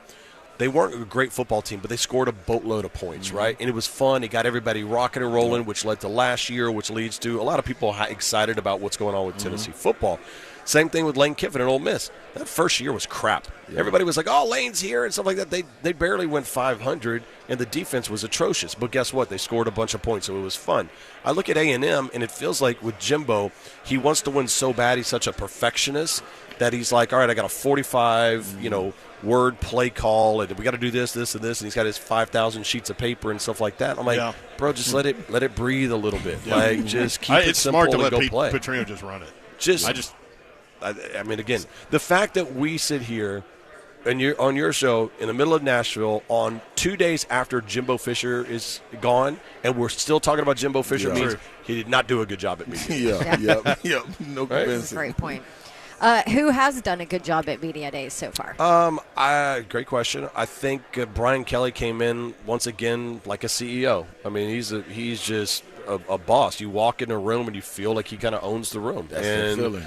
I think a lot of people didn't know what to expect last year. It was coming off him talking about my family and dancing and stuff like that. Now they realize this guy is legit, and he's got them rolling. LSU is as hot of a brand in sports right now, not just college, just sports. I think that he did a really good job, and I thought Kirby was interesting. Talking about some of the off-field stuff. I still think he needs to nip it in the bud a little bit better. But, I mean, he's starting to reach that echelon of, like, when he says something, people are going to listen, like Nick Saban's always commanded that rim. I think this is the most exciting season that Alabama football has had in a decade. Like, because you don't know what the hell's going to happen. Well, you It's start like a with Game of Thrones episode. You're like, I don't know. You start with three quarterbacks, like which guy's the guy. But before we get to Alabama, Hunk had a great question he texted us. When you were at the College World Series, that LSU run, as an LSU guy, how many Jello shots did you do? 1,100. Seriously, it was. You never want to see them again. I tell you, and I'll show you guys this picture afterwards, and it's great radio when I show you pictures on here. But I mean, we were there that entire trip, and I'm like. And it was just out of control. Every single day, it just got crazier and crazier and crazier. I mean, you're just sitting there with the amount of Jello shots that were there. He's got a picture of the Jello shots lined up different at the flavors? bar. Oh, well, they were. It didn't matter. There was alcohol in them. I don't. That looked like LSU colors, didn't it? Yeah, it was purple yellow. and gold. It was liquid. So you guys obviously saw the pictures of Chris Doering having to pay off his bet, right? So that's A1. 5 bets in a row he's lost to me. We've done LSU Florida over the last 4 football seasons, and he's lost every single one. And so we were going to have a friendly one this year, and we're like, whatever it is, we'll buy dinner next time we see each other or something. Commissioner Sankey texts me, and he goes, hey, you and the governor, y'all going to have a fun little LSU Florida wager for it? And I'm like, oh, bro, we got to go all in now. Yep. So that's how we came up with the idea that the loser had to dress up like the winning team's baseball player in full gear to travel to media days. And he looked very good in his LSU LSU he loves gear. it, doesn't he? I mean, he wanted like the medium pants and show his butt a little bit and stuff like that. Takes his shirt off. And, I mean, just Peter Burns from the SEC Network at Peter Burns at ESPN. Nick Saban said today that they became Bryce-oriented, pass last year. Now they've got a quarterback battle. We got a kid from Tennessee, Ty Simpson. He came on our show during the recruiting process and milked it. Jalen Milroe from last year that we saw, and then the Notre Dame transfer, Tyler Buckner. Interesting situation at Bama to have a quarterback battle. Yeah, I mean, it goes – I mean, this feels like it's a back – remember, it was like, is it going to be Jake Coker that's going to be – like, it feels like a way throwback of what – Greg McElroy. Yeah. And that was a long time ago. Right? You got to throw that out. G-Mac is old. But that's the style, right? And McElroy brought up a good point. He goes, man, I wasn't a bad quarterback. I wasn't – I took care of the football, and I won football games. And I think that's the throwback of what Alabama's going to do now. Like, they're not going – they became so pass-heavy to where I remember vividly being in Tiger Stadium and watching LSU and Bama in that last year's game. And it was late in the game, and that was when traditionally Alabama gets the ball and runs it down your throat. Yeah. And they couldn't do it. And I remember looking at people going, what? Like, normally this is when they just say, middle fingers, I'm going to take the ball, I'm going to run it down your throat, you're going to cry about it in the car on the way home, right? And they couldn't do it. And I think this is what they do this year is I think they're all built on, hey, we're just going to run the hell out of the ball, and it'll be like Alabama 2012. Now, I don't know if that wins ball games in 2023. I don't know if that beats LSU as good as they're going to be, I believe. I don't know if it beats A&M. I'm not counting them out. I think it was idiotic to say that his legacy is in jeopardy if something happens and he doesn't make the college football playoff. But I still think they're going to be good. I just don't think they're as great as they once were. No, that's a great point because they're going to have to score points. Some of these teams they play are going to score points, Tennessee included. Yeah, are going to score points. That's why I'm excited about the college football playoff expanding in 2024 because different styles can go out and play as opposed to right now. I only think there's maybe 3 SEC teams that are college football playoff contending this year. I think that's LSU. I think that's Alabama. I think that's Georgia. But now you start taking it in 2024 with an expanded college football playoff. You damn sure throw Tennessee into that mix. Yeah. You damn sure probably throw maybe Ole Miss into that, like Arkansas. Arkansas is a prime example, man. You got KJ Jefferson. You got Rocket Sanders. They're a team that I can see going 9-3. Well, that's not good enough for a 4-team playoff, but if they beat the right teams in a 12-team playoff, they could be dangerous. Yeah. And eventually you'll have Auburn because Hugh Freeze is going to get them back going. I do believe it. And the huge win. She's got to work in her Auburn Tigers. Listen, the huge win for the Auburn Tigers already. He's 1-0 because more Auburn fans are fired up for Auburn football than I've ever seen in the last decade. That has been the most fractured, fan base of all time. And, I don't know if they win a bunch of games with Hugh, but I know they all are in the same direction. Yeah. And that's saying something. And it's a perfect example of how, which I'm not going to lie, I was worried about Brian Kelly at LSU, but the Auburn and Brian Harsin is a perfect example of how fit matters. It doesn't matter. Obviously, that if you can coach or not matters, but you know what I mean. Brian Harsin from the get-go was not really a great fit in Auburn. What's interesting too is was it Penn State? Was the Penn State game that they had where they lost early and stuff like that? I look at LSU because LSU could have gone sideways quickly with Brian Kelly because he came down there, kind of kicked in the door, says we're going to do things my way. That didn't work real well in Baton Rouge. There were a lot of people behind the scenes that weren't happy about that until they started winning, and then they realized, well, maybe we needed to take a step back and look at things a little bit differently. And now it's worked for them. I hope it works for Hugh. I mean, football is better in the SEC when Auburn's good and Texas A&M is good. And Tennessee. And Tennessee is good. So I think we're in a good spot for college football right now. You've been great at picking dark horses. I thought it was just going against me when we would talk on Fridays and things easy of that money nature. right there, brother. But outside of that, hey, Please save that drop. Hey, that ain't funny, y'all. Anyway, what do you think about Arkansas, though? Or do you think that could be your dark horse, or do you have one? And don't let me put that in your head. No. I mean, the problem is I don't know enough about I need another couple weeks, basically, because these coaches don't even know. Right. I remember talking to a coach a couple years ago and asking him about, what do you know about your team? I'm going to ask you about this, this, and this. And he looked at me and he goes, Burns, I've been on vacation for the last 2 weeks. Yeah. You know more of the players on my roster than I do, right? These guys don't know. So, South Carolina is a really intriguing team to me because Spencer Rattler did such a good job when they simplified the playbook for him. I don't know if they have the skill positions out there nor the depth. So I'm curious about that. Again, there's a lot more momentum about Kentucky as well. Yeah. I think the offensive line is going to be better. Defensively, they're good, and Stoops always has kind of that like.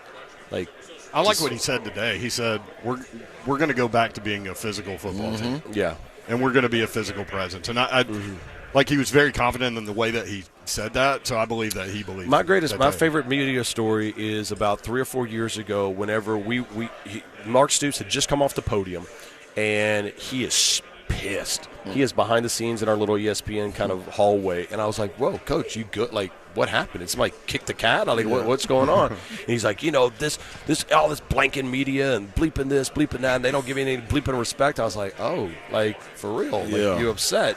And that's when I knew that team was going to be really good because of the amount of disrespect. Right. So I went all in on Kentucky that year. I was like, all right, they're going to be good. That's the year they won 10 games. And so anytime you hear Stoops kind of dancing around stuff, that's when you know they're not going to be good. Yeah, when Stoops is upset and he's like, we're going to be physical, that should scare the hell out of some people. Yeah. So what do you think about the Tennessee program under Heupel? They lose a lot of talent.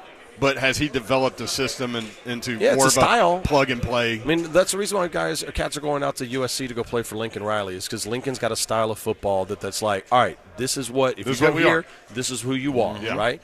And that's why I hope and I pray that Joe Milton has a great season because if he's able to continue that, and then you've got Nico, then you said, I have a pipeline. Right. You want to come here, you're going to be a Heisman Trophy candidate, you're going to put up a bunch of yards. By the way, you want to be a wide receiver that's going to catch I almost said the S word, a blank ton of footballs. Yeah. You come over here to Rocky Top. And so, and I go back to, he took this job underneath the cloud, the investigation under the Jeremy Pruitt thing. And so for him to be able to do it and now nobody can negative recruit to him against him, sky's the limit for him. Can we do one more on the way out? Yeah, of course. Because we talked about it a bunch yesterday. What was that? Do I ever say no to you? No. Okay. I appreciate that. Yeah, smart. Plus, you're sitting really close to me. I know. You can't get away from me. You got to reach. No, Jaden Daniels. Yeah. We had a long conversation about it because all of a sudden now he's in Heisman talk and you know, I know he took a step last year. I'm just curious what your take is on him as a quarterback. Now, I covered him at Arizona State, which was very different, but I wasn't all that impressed while he was there. But it's a very different style, and he's a different player now. Yeah, I think they got a bunch of talent out this year. I think him and Denbrock finally – I think it was like halfway through the season where they realized what they could do with him, and he started feeling confident. He reminds me of a player like Anthony Richardson. When things are going really, really well, all of a sudden it's like, oh, man, it's like the Super Mario Brothers where he eats a mushroom. He's like, boom, I'm gone. Like, I'm turbo. I'm good. Great comparison. And, like, he really continued to build that confidence. So, but I think Brian Kelly's done a great job. Last thing, in the fact that he's tempered the expectations, and he said, listen, it doesn't matter that Kim Mulkey won it in year 2, Jay Johnson won it in year 2. That's BS. We're still not close to being where Georgia is at. And I think that's – people are like, oh, why are you going to say that? Because he's a realist. Yeah. And I think Jaden's going to be good. That's the reason why I picked LSU to win the West and Georgia to win the East, and I think Georgia wins it all. There you go, Peter Burns, SEC Network. I'm glad you woke up and joined us. That was fun. You're already done? Yeah, Joe told me to get the hell off of here. I saw him. At Peter Burns, ESPN. Yeah, he's got signals. He's an air traffic controller or a third base coach. I don't know which he is. But thank you, Peter. See you, boys. 3HL broadcasting live at SEC Media Days, Radio Row. We'll be back with more, and we will get to that Alabama Nick Saban sound. What did he say about the three quarterbacks? That's next, 3HL 104.5 The Zone.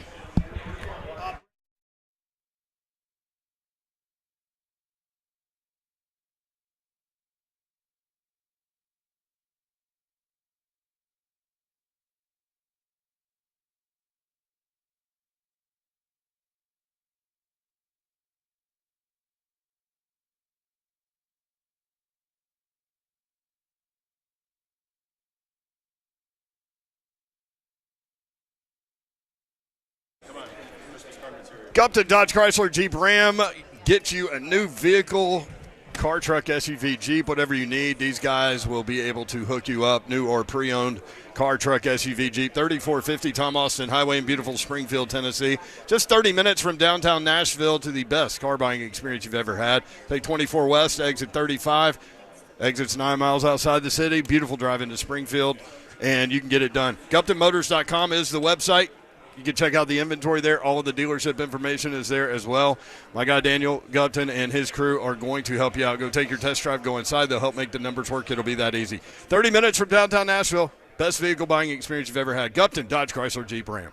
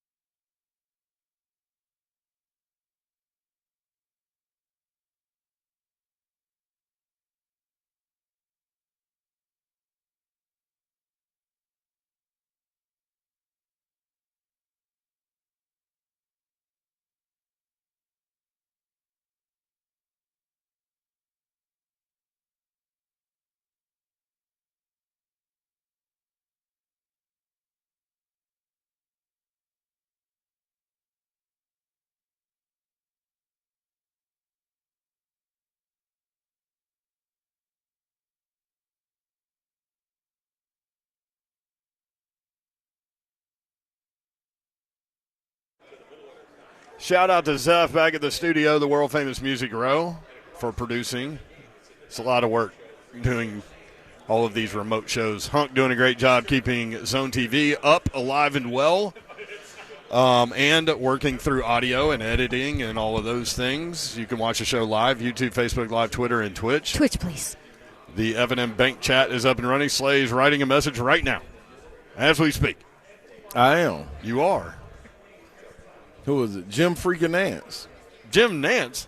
Freaking Nance. Oh. Yeah, not Nance. Not the real one. Yeah. Just the freaking one. Yeah. You know. Oh, Jim Nance, line 3. I'll never forget that.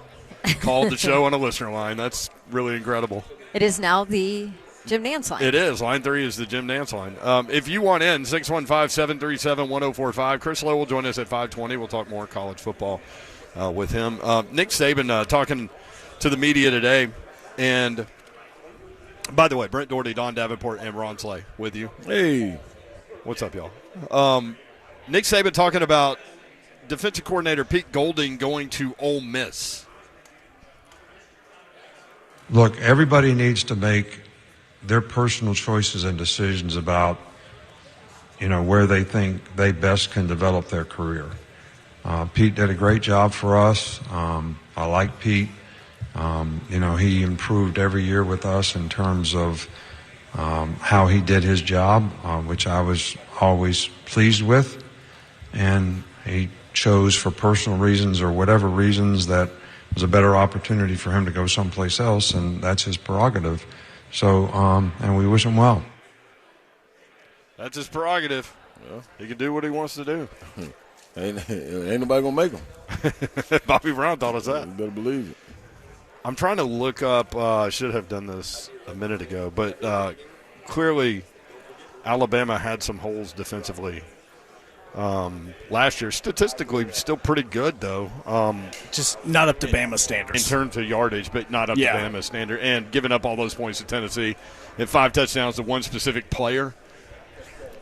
Well, and makes it tough. The way that he says, he just had to make personal decisions for himself. That's why he went an hour and a half up the road to Ole Miss. Because it's not like he didn't even leave the conference. Pete Golding is the defensive coordinator for Ole Miss now. He didn't go to California. He didn't go to the Big Ten. He literally went an hour and a half up the road. It's just, personal decisions for him. That's what it was. They were Nick Saban saying, you need to find another job. They were 15th in the country in defense. So you're right. Not bad, but not Alabama. Not Alabama standards. If they're not one of the top 5 defenses in the country, they're not happy. The big question at Alabama, and most people are picking them to win the West. Some people are picking LSU to win the West. But who is going to be the quarterback? Is it going to be Ty Simpson, the kid from Martin, Tennessee?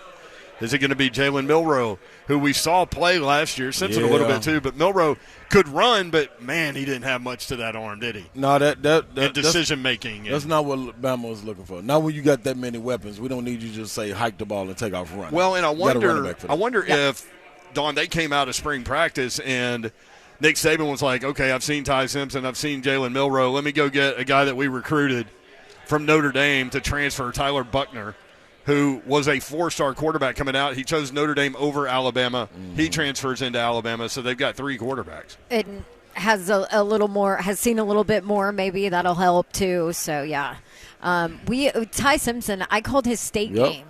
He's I was your spotter. State. You were. No, was that the game you were my spotter? Yeah, I was there. Oh Lord! Luckily, you knew exactly who Ty Simpson was. I didn't need a spotter for that. But man, was that 2 years ago? There was. Holy moly! And I didn't remember it till you said something a couple of weeks ago about that, man. That young man, one thing about it, he show can spin he put on. Yeah, could flat out spin, and he's a little you athletic. Also have to remember that was a small high school too. I think their total roster was 32 people. Yep. So that obviously had something to do with it. But yeah, he's super talented. Yeah.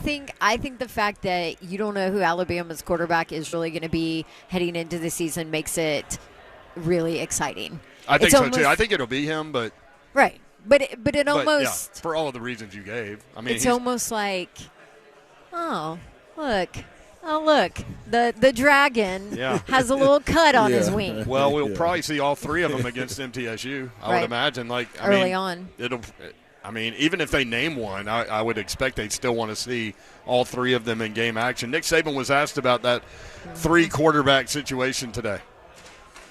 Obviously, the number one that people are most interested in is the quarterback. We had a great quarterback, won the Heisman Trophy. Bryce did a fantastic job for us. So we have 3 guys that are competing for that position right now. All those players are getting better, and it's important for us that all those players get better. I don't think anybody has actually separated themselves yet to this point, and I don't think it's something that we're trying to rush. I used the analogy earlier. Grandma Saban used to bake the best cakes in the world. And I used to stand by the oven when I was a kid and say, when's this cake going to be done? When's this cake going to be done? And she said, if I don't let it go through and take it out of the oven too soon, it's going to turn to mush, so it won't be a really good cake. So I think we got to let this sort of develop and make sure we let the cake bake until somebody separates themselves. And all the players are working hard. They all have a good attitude. They're all competing well. Could you so imagine? They're mush? For you. Could you imagine if Derek Dooley would have said that when he was the coach of Tennessee? We would all run with that. Could you imagine if any other coach besides Nick Saban Grandma said Saban. that here at SEC Media Days? Every single radio station would have ragged on them. Is he just playing with us right now? Like, this is a different Nick, man. I told you, he's so chill. Yeah. I mean, he is just like, whatever. Here we go. And I think a little bit of it, too, is him being able to go back to being the hunter. You know what I'm saying? Not being hunted. He don't necessarily got to be on pins and needles. I think the guys, his team, want to get back to that top of the mountain. You know what I'm saying? Like, you don't need all this motivation. Like, we got it. I'm coming in here ready to roll. It is what it is. I'm relaxed. That's a good way to be, man. I think. They've lost the last 2. Everybody's talking about Georgia's definitely ahead of them at this point, which they are. And that's crazy. But they've won 6 out of 14. You feel what I'm saying? Yeah. Do you read anything into that comment of his? About the quarterbacks. Like, nobody separated himself. Yeah, off what we he's saw not already, sold on any of them. Yeah. No. Well, I think that's why he went and got the transfer. You know? Yeah, so, yeah, we'll see. That'll be a talking point up until they play the Blue Raiders. MTSU headed down there for the season opener. More 3HL coming up. We can take your phone calls, 615-737-1045. We can talk SEC football, Titans football, training camp. They report a week from yesterday. They'll hit the field a week from today. We can talk about that. Chris Lowe coming up at 5:20. More 3HL live from Radio Road, SEC Media Days, next on 104.5 The Zone.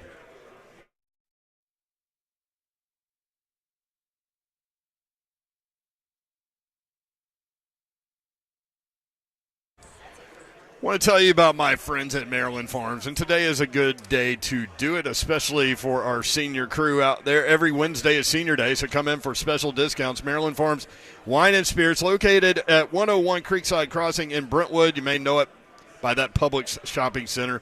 That's where they are, Maryland Farms Wine and Spirits, locally owned, been serving Brentwood and Middle Tennessee for more than 17 years. My friend Jason and his crew will help you out if you're looking to try something new, or maybe you've got a party coming up and you need to stock your bar. They'll be able to help you in the craft beer selection, the bourbon aisle, tequila.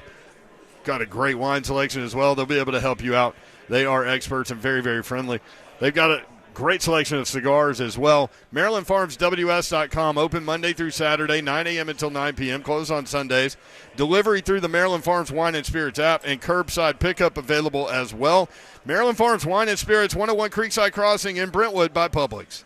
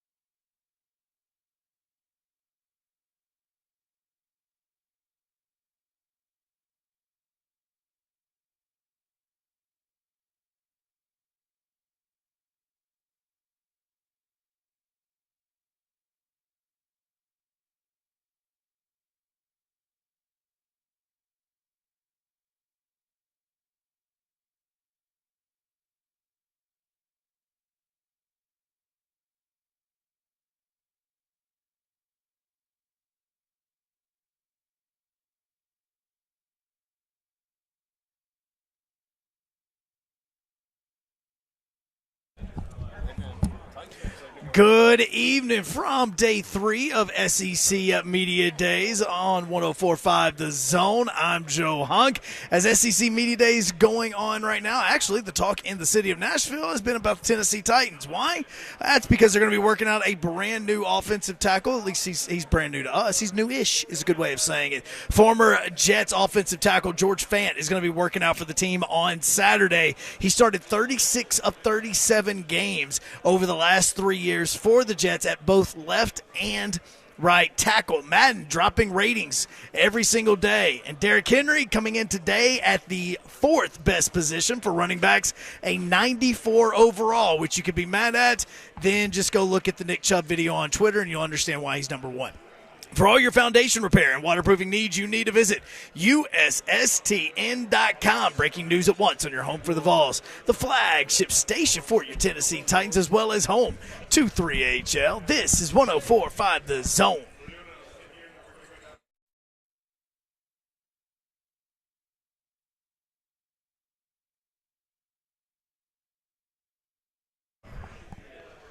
.3HL 104.5 The Zone, broadcasting live. SEC Media Days. Radio Row, Brent Doherty with you. Our coverage of Media Days presented by our friends at Spring Hill Heating and Cooling and Advanced Restoration. Don Davenport is here wearing Georgia colors. No. Clearly, I don't give a damn about my reputation if I'm wearing Georgia colors. No. These are, this is more of an orange red. It's a coral. It's like an orangey red. Well, that looks red to me. Maybe, you know what? Maybe that's why Coach Stoops was like, nope, I got to go. I was going to come on, but you're wearing Louisville colors. Yeah, that kind of looks red. Yeah, Louisville, definitely, yep. I should have worn my Kentucky blue today. Slay did. I did. Slay did wear his Kentucky blue today. Yeah. Was that on purpose? Ron Slay is here. I told my girl I'll show some love. I'll show Slack some love. And she still ain't came back and gave me a hug. Well, I told her she leave without doing it. It's on. She texted me. Stoops was ready to get on the road or in the air. I'm texting her right now. She said she was very sad that she didn't get to. I'm going after that flight in. Bye. He was ready to get back in the air. Yeah, I know, right? They flew in during like the heart of the storm. Yeah. I just noticed that you wrote down maybe Stoops in a time frame on my show sheet. I just You noticed just noticed it. that? Yeah. Well, that time frame has passed. I know. That was like an hour ago. Stoops has left the building. No, but we should get him on in a week or two before they very cool. really get into camp. We're having a good time. Tomorrow, Tennessee rolls through here. Josh Heupel will be with us at 3 Go Vols. Wow. Go Vols. Let me finish. That was Sorry. Oh, come on. It's in stereo. How do I get rid of that drop? Can I just go delete it? The weather tried to get rid of everything last night. Knocked the station off the air for like 5 hours. Sleep was so good. In the rain? Oh. Ain't nothing like some thunder in sleep. Don't we have a generator? Do you know I turned, yeah. But nobody was there. Oh. Nobody was there to press the button, Don. It was catastrophic power failure is what I was told. Catastrophic power failure. Catastrophic. If this was Jurassic Park, we would all be screwed. I actually thought about you, Slade, this morning. I played The Thunder Rolls by Garth Brooks in my like a real one. Stead, yes. I did. Titans training camp. They report a week from yesterday. How much fun are we about to have? So much fun. It's going down. Especially if you add another offensive lineman to the wide receiver that's going to be there. Yep, George Fant, you're talking about, has a tryout on Saturday. He's from Bowling Green, played at Wilson Central High School, just right up the road. Played basketball at Western Kentucky, but he has started 60 NFL games. Hey, give me that experience 31. on the young line. Or about to be 31. 31 today. Today's his birthday. Today is his birthday. Happy birthday. Come to Nashville. There you go. Somebody get Tony on the line. Done it again. Oh, wait, they were talking about anniversary, not birthday. No, that's anniversary. Yeah, what are you talking about? Guess what, though? I love that song. That's that jam. It's our anniversary. Yeah. Thank you, Babsy. Better believe it. I like it, Babsy. Hey, there's some people that have no idea what you're talking about. But they should. Right. If they don't, go do your homework. If you don't know that. Tony has done it again. Look it up. We give you, like, old guy advice a lot. Sorry, Babs. What's my guy's name? Don't group us together. 60 starts, 83 games, played basketball at Western Kentucky, averaged 14 points and 8 rebounds per game as a senior. Played tight end his 5th year at Western. Signed a 3-year, $27 million deal with the Jets in 2020. After going to the football tryout day at Western Kentucky, the Seahawks actually signed him, and he played kind of a multi-tackle tight end position, actually caught some passes, then hooked in with the New York Jets. 13 starts at right tackle in 2020, 2 starts at left tackle, mostly left tackle in 2021 because of an injury to Mekhi Becton, and then played some left tackle in 2022, but his season was cut short due to a knee injury. They just shut him down and then reactivated him in December, so he was on that list. But he tweeted the other day, just, please call me or something, and so now he's got to try out with the Titans. That's kind of weird. All you got to do is call. That's what it was. Huh. That's very interesting. Ramon said he saw him in the airport gotta 2 weeks ago. Call. Oh, so he's already. And he was like, he's already been here. Yeah. So he, yeah, I ain't gonna say it. But you don't have to. Don't say something that'll get yourself. But in trouble. he saw him in the airport, and he was like, man, you look good, man. He was like, yeah, man, still staying in shape. You know what I'm saying? Just waiting on that call. Yep. Okay. Uh-huh. Well, there you go. Yeah. So I can't tell by the articles that I've read about him. I can't tell if he was pissy that he wasn't at left tackle, if that is his preferred position. Because, can't tell either because he's played both. Right. Yeah. But from what it seems like, because there were places where it said, he signed with the Jets or whatever, a 3-year deal, but he was promised the gig at left tackle. So to me, that means he was promised the gig. That's where he wanted to play. That's what he wanted to be. And then they drafted Mekhi Becton, and then they moved him to the right. Yep. Yeah. And then Becton got hurt. He moved back over, and then he just kind of hopped back and forth. Now, he did struggle last year, according to Pro Football Focus, but at left? The numbers, he was back and forth, but he was injured. And I think he played through an injury. He was trying to play through a knee injury. Which, I mean, look at Big Jeff. Big Jeff played through an the difference injury is as well. The level of play obviously lowered itself for one guy, and they were like, hey, man, why don't you shut that down for a minute? We're going to need you to just quit. Dude, Big Jeff get hit by a car, he's still going to be out there. Big Jeff still dominates. And the car would be totaled. So his 2021 Pro Football Focus grades, though, these are better. 71.1 overall, 75.1 pass block grade, 59.9 run block, and then 2022 last year with the injuries, and he played left and right tackle. He was only 48.4 overall, 46.7 in pass blocking, and 56.3 in run blocking. So not a great year last year, which is probably why he's saying all they have to do is call, because maybe not a whole lot of people are calling. Right. But good Lord, somebody called Dennis Daly. Yes, but here's the thing. Look at where the Titans are. I mean, if you can take a look at a local guy, why not do it? Yep.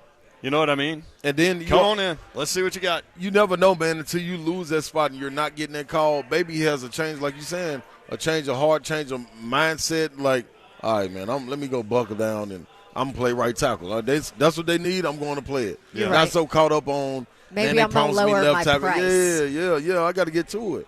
And then show them what you're worth, and then guess what? You got something to work with. You got something on paper. You got film. But the Titans have some things they can do money-wise, which they're going to have to do with DeAndre Hopkins anyway. But you probably look at, who knows, with Ryan Tannehill's deal. Still haven't heard Harold about Landry. Levis is not signed yet, right? Nope. Nope, and then clearly nothing's going on with Derrick Henry based on tweets and running backs going. Or it is. Oh, yeah. Who knows? Or it is, and he doesn't like it. Right. Yeah, exactly. What if the Derrick Henry, Will Levis, what about and Tannehill deals are all connected to the D-Hop news? Well, and I looked at the salary cap the other day. I think the Titans are 25th, so they'd still have some room, even with DeAndre Hopkins. So they got to do something about it. I mean, Ryan Tannehill counts 16% against the cap. One guy. Yeah, but he's your quarterback. Yeah, but Patrick Mahomes is like 11. Yeah. Yeah, he get paid at wazoo. 615-737-1045. Madden running back rankings. You might have heard Hunk in the update mention this. Nick Chubb, number one running back at 97 overall rating. Christian McCaffrey, number 2, with 96. Josh Jacobs, number 3, he's not happy, with a 95. And then the King, number 4, rated running back on Madden at 94. What are we looking at? About right. Oh, it's a Chubb weightlifting video. Oh, and everybody's entire the King got everybody going. The King got everybody going with these workout But the videos. bar is almost like It's like a U. broken half. He got some iron So, on yeah, it. I understand It's the bent 97 to the rating. floor. I do. May want to ask Cosell about him tomorrow because it's the whole idea of, all right, Nick Chubb, you think of him in the Cleveland Browns, but what makes him the quote-unquote best running back in the NFL? Yeah, we might go through those 4 guys with him tomorrow. Actually, not a bad idea. And see what he knows about George Fant. Yes. Yeah, we need to know that. Greg Cosell tomorrow at 4:20. Josh Heupel at 3 o'clock. When we come back, Chris On Lowe. the dot. Yep, Chris Lowe covers college football nationally for ESPN. We'll talk a lot of SEC football with him at CeeLo ESPN. In advance of that, go ahead and give him a follow. We'll be right back. 3HL on 104.5 The Zone.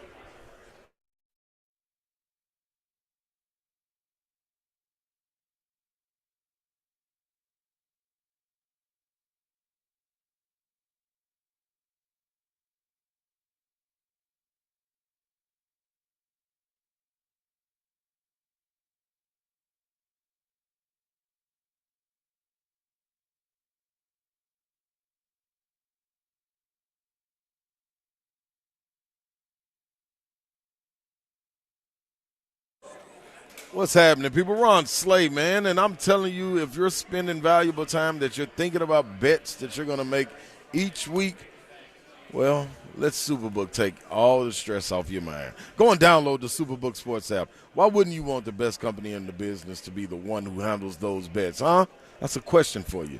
Okay, rhetorical question anyway. But Superbook Sports, that's the most trusted name in Vegas, and it's live right here in Tennessee for all your sports wagering needs. The football season is right around the corner. It is right around the corner. And college as well, so football, period. Tennessee, right now, 9 wins. Over, under. I know what I went with. But you need to get involved in it so you can pick what you're going to pick. Download the Superbook Sports app or visit superbook.com to wager and win today.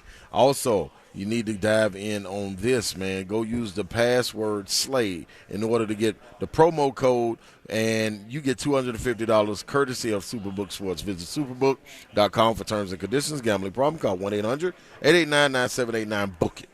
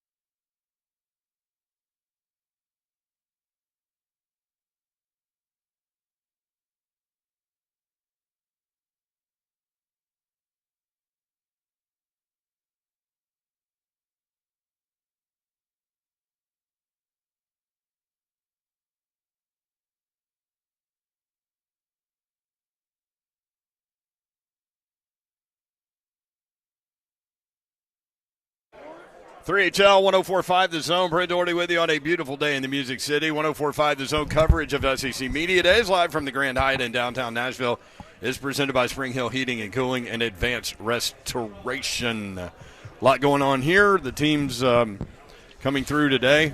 Alabama, a lot of Roll Tiders in the lobby this morning. Arkansas, Florida, and Kentucky. Tomorrow, Tennessee goes. So Josh Heupel will join us right at the beginning of the show at 3 o'clock. Chris Lowe from ESPN joins us now at CLO ESPN on Twitter. In person. What's up, bro? On location. I love it. You know, I'm glad I'm here because now I know the real story with Slay. So Slay gets, what's he get, like 3 days where he gets off early? Is that his contract? I don't know where he went. He's socializing, I think. He gets pulled in a lot of directions. One thing I noticed about Media Days today, number one, Jimmy Himes, who retired, is here. And he keeps dancing on our show. It's a bizarre thing, but it's really happening. And he and you are wearing the same shirt today. I told Himes, when I'm done, or when the business does me and gets rid of me, I ain't going to be at Media Days. I'm going to be out playing golf. I'm going to be on a beach somewhere. I'm going to be taking vacation. Well, we've had some memories, though, man. I mean, I'm not going to be I'm not going to be tweeting and. Remember, as much as I love talking to you guys on Press Row, but Jimmy's a veteran. He's more of a grizzled veteran than I am.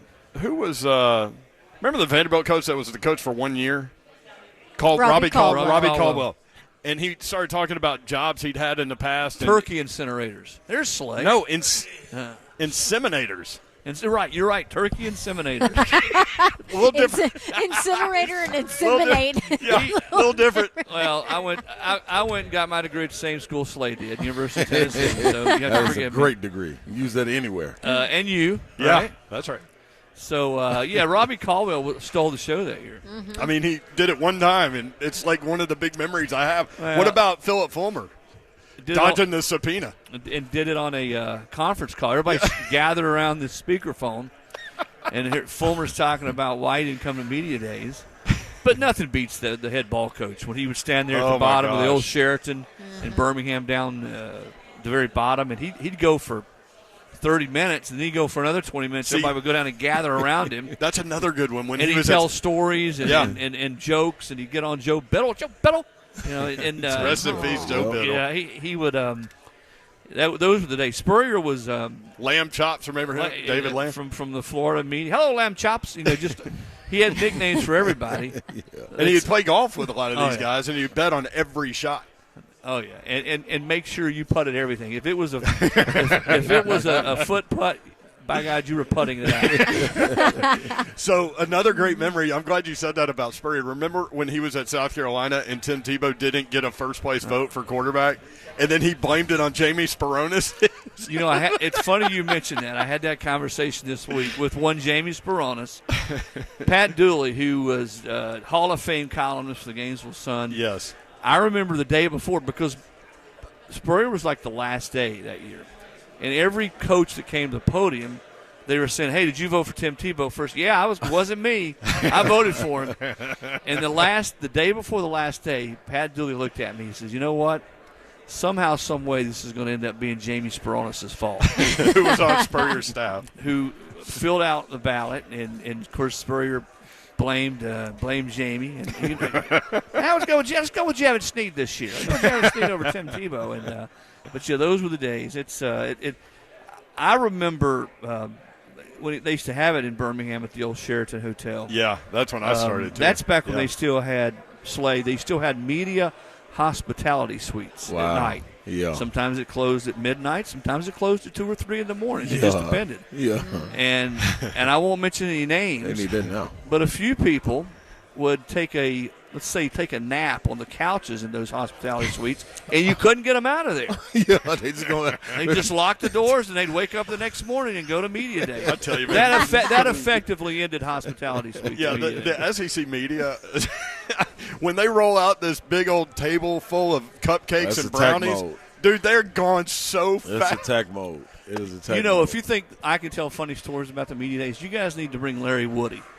I say this on our show. He is the greatest storyteller of the Tennessean, who is one of the greatest columnists, one of the greatest guys I've ever known. And I was so grateful to have worked with Woody. But he tells stories about the media days and the old Skyriders tour. Before the media days, they had the Skyriders tour where they get on this prop plane and they go from Starkville, Mississippi to Oxford, Mississippi to Baton Rouge, Louisiana. What? Now, let's just say there were a few adult beverages that were consumed. It had to be. I've heard of some media members I know that might have stumbled off the plane a little Stumbled, fall, whatever you want to call it. They got off the plane. And usually, back in those days, again, different time, Yeah. there might be a head coach waiting there at the bottom of the stairs holding a bottle of Jack Daniels for him. Oh, my gosh. I mean, that's smart. Yeah, I like that. That was a different day back then, boy. Oh, Yeah, it was. You big could time. never get away with that now, huh? No. But No. isn't it amazing to see what college football has turned into? As big as it was back then, even. But, I mean, now it's just this monstrosity. Well, it's just because it's I'm not saying this to be negative. It's become so corporate, so big, and the only thing not the only thing that I dislike about it now is it's almost priced the average dad and his couple sons out of going to games. It's hard, man, to justify paying what you have to pay now to go to an SEC football game. That's quite a bit. You know, and that's the thing that I dislike the most about where we are. Is you Plus, just, the broadcasts are so good, right, too. and every game's on television. Yeah.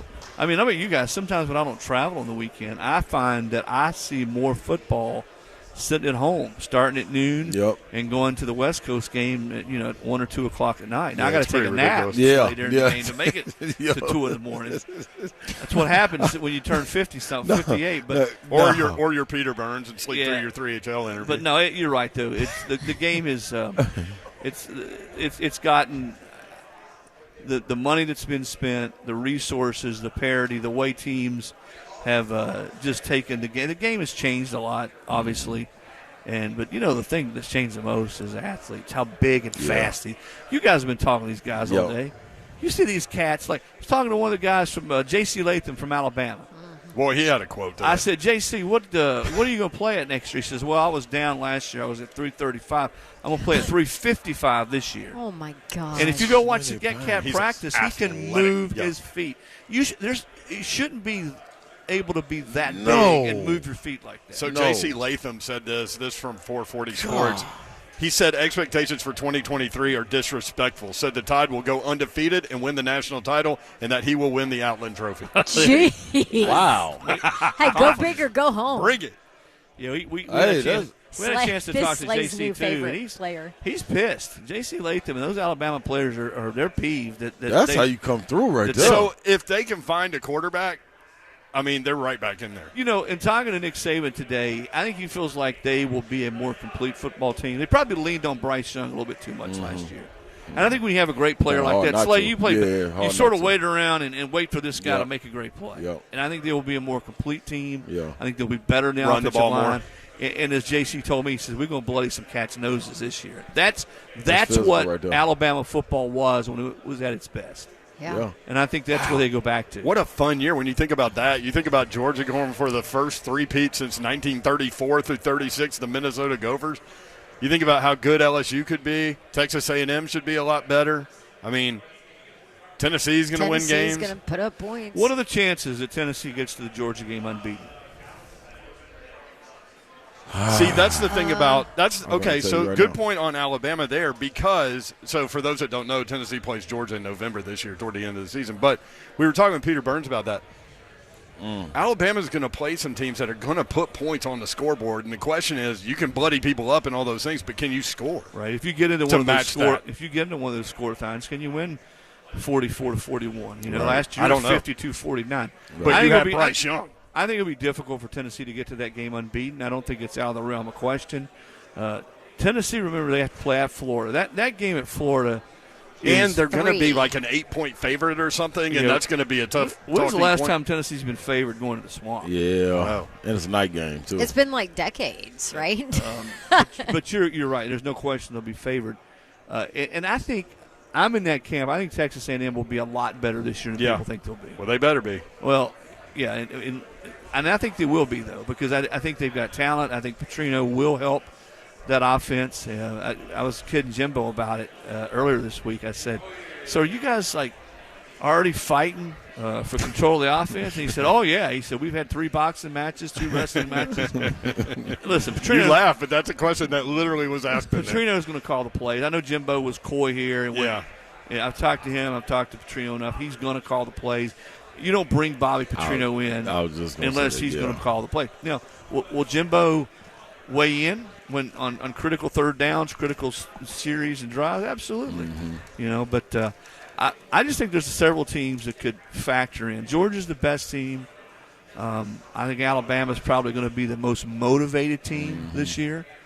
But Texas A&M and Tennessee and LSU are all teams that can factor in. And we'll see. Is there anybody else that we're forgetting? Are we sleeping on Shane Beamer in South Carolina? They got a hard schedule. Are we sleeping on, Lane Kiffin and Ole Miss? I'll tell you a funny story, and I won't say who. Greg Sankey was talking to somebody last night and said, yeah, it's been pretty tame. It's been pretty good. No, almost boring to this point. And somebody reminded him, said, well, guess what, Greg? Lane Kiffin shows up on Thursday. To cap it off. The icing on the cake. And he's been quiet. He was quiet last year, too. I'm like, he's about he has to been do. quiet. It's got to be some room. So you think he's going to let it rip here? It's got to be something. Sometimes he can't help himself. Lane's changed a lot. I mean, but it's the calm before the storm, though. But he still likes to poke the bear. Okay?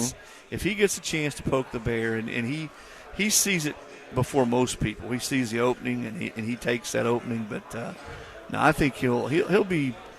Maybe I'm wrong. Maybe Don's right. Maybe he'll be like last year and just sort of purposely try to be a little bit tame. But it'll be fun. And I look forward to seeing how Josh Heupel handles what will be a lot of questions about, hey, can you guys handle the hype? Or are you guys ready now? Because, Tennessee ain't going to sneak up on anybody this year. I mean, Florida's got him circled. Alabama's got him circled. Kentucky's got them circled. I get it, but they're going to score, man. But and that's the thing that sets Tennessee apart is if you're going to beat them, you got to be willing.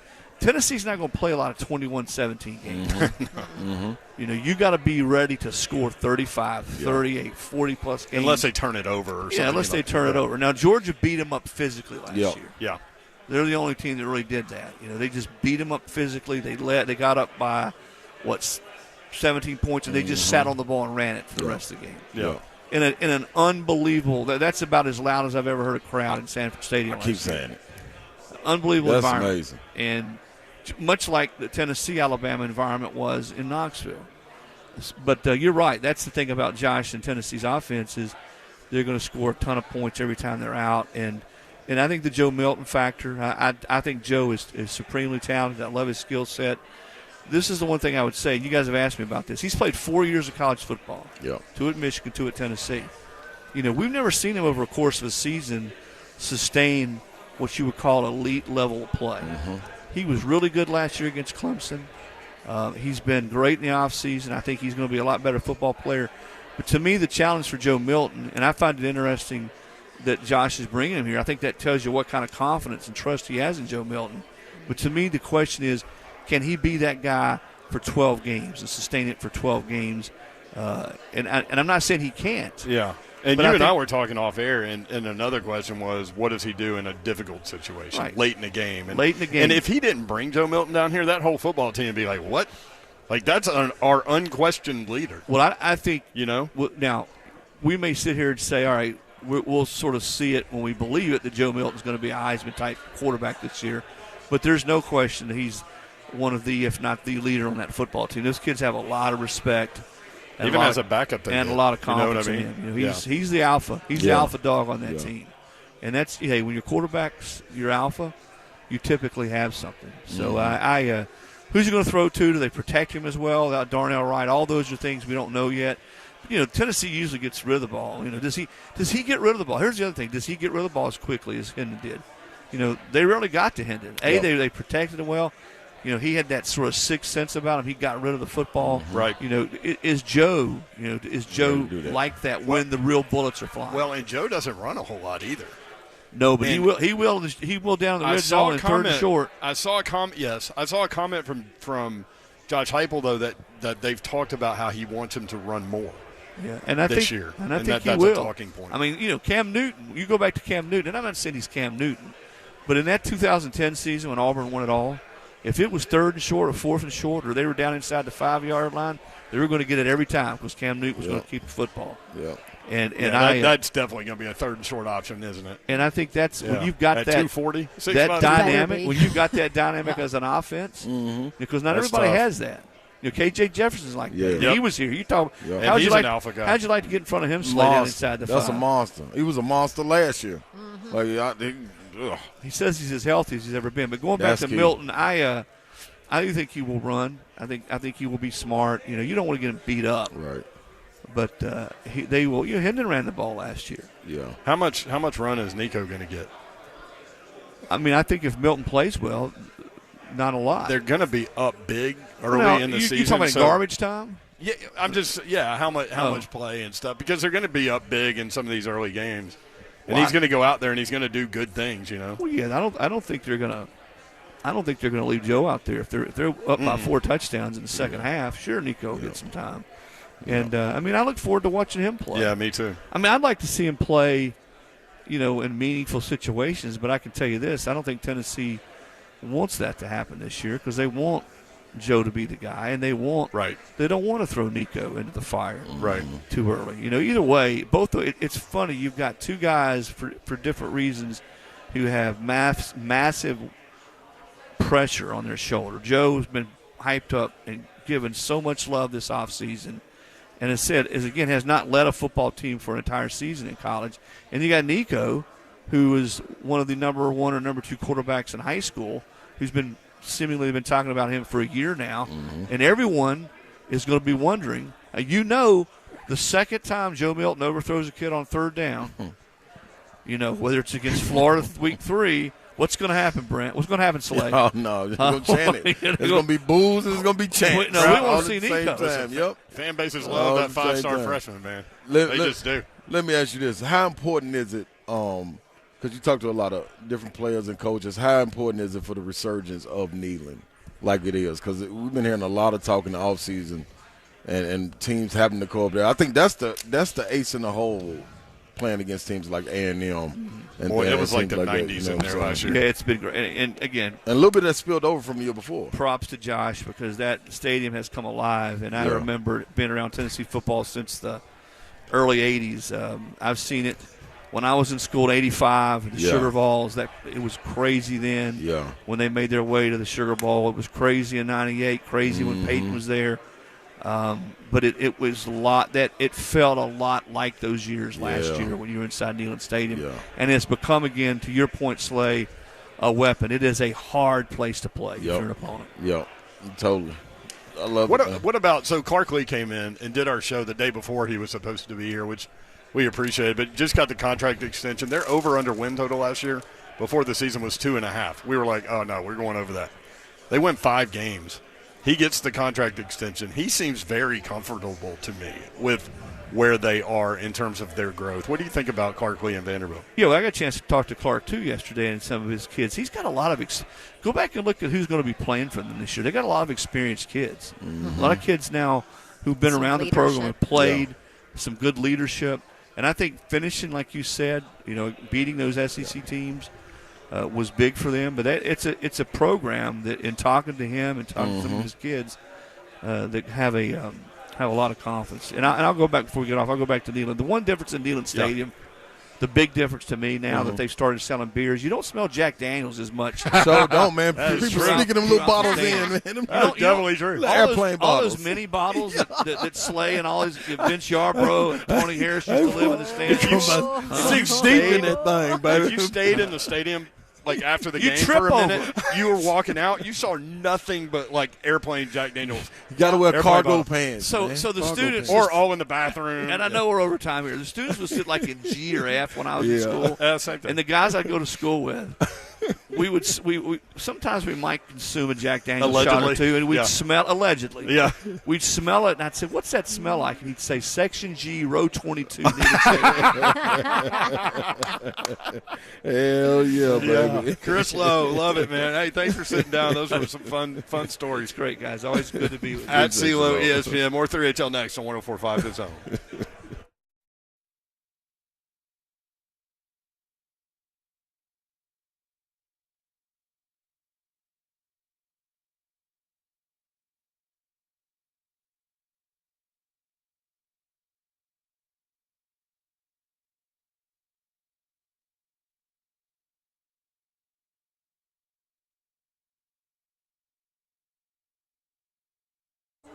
Oh, yeah. Speaking of, Kentucky wrapped up their day today here at SEC Media Days. Auburn was yesterday, and we'll see Tennessee tomorrow. Let's say you, I don't know, you maybe want a massage or you want to be pampered, but it's something you don't usually buy for yourself. A Moment's Peace Salon and Day Spa. Maybe somebody else should gift this to you. Yeah, A Moment's Peace is the perfect gift for anybody because everybody loves spa gifts. And here's the deal. Everybody would love something at A Moment's Peace. This is what makes it unique there. They have at least a dozen services all under one roof, whether that's massages or manicures or pedicures, and maybe you don't like massages. Well, they still do sunless tanning. They do waxing. They do facials. There's a hair salon in there with some really talented hairstylists for you. They do makeup, you name it. A Moment's Peace Salon and Day Spa can do it. Maybe you want to give somebody something. It's easy to do. Gift cards available 24/7 on their website, amomentspeace.com, or call 615-224-0770. Oh, by the way, they do spa parties, too, which is kind of fun. Give them a call and let them help you out there, or stop by for personal service in Cool Springs across Interstate 65 from Galleria Mall, intersection of Carruthers Parkway and Bakersbridge Avenue. That's A Moment's Peace Salon and Day Spa.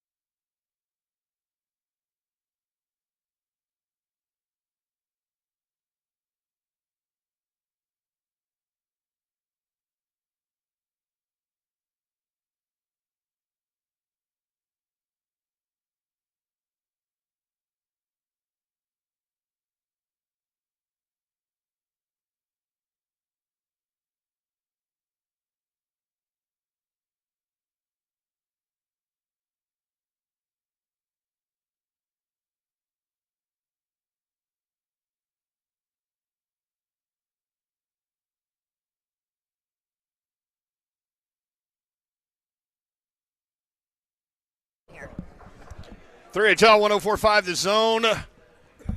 Broadcasting live from the Grand Hyatt. It's tough to get here.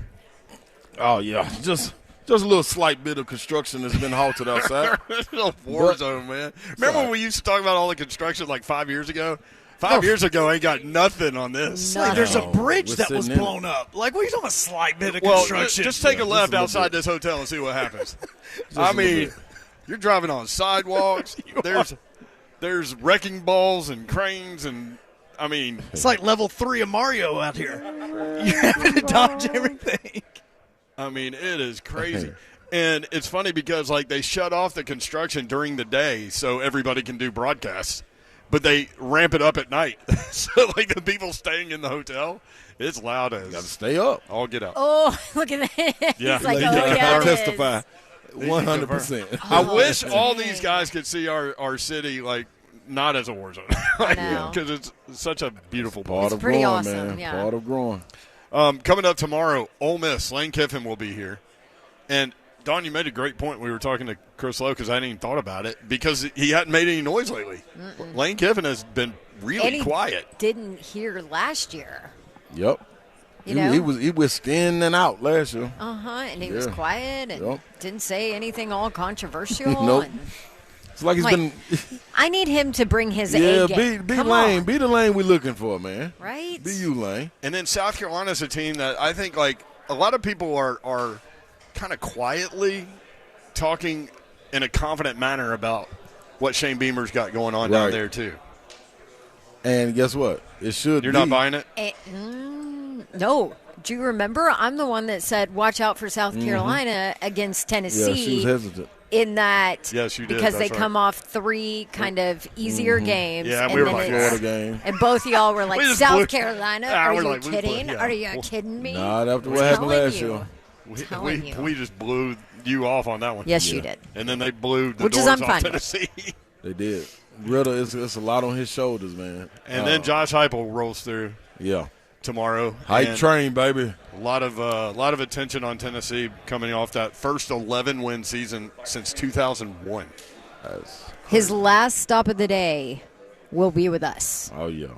We'll send them on Final his way. stop of the day. Which they is our are first segment. leaving. Yes, they're leaving the building at 3:15, and he will come see us at 3. I may come in with my orange blaze on like Ray Mears tomorrow. I think you should. Do you own I might just one? go- Do Nah. you own an Nah, I obnoxious need one. orange I need blazer? one, though. I need Slade does tend to come up with some stuff, though. one. Yeah, I need one. Get your suit guy to do you a custom. We got some stuff in the works. Okay.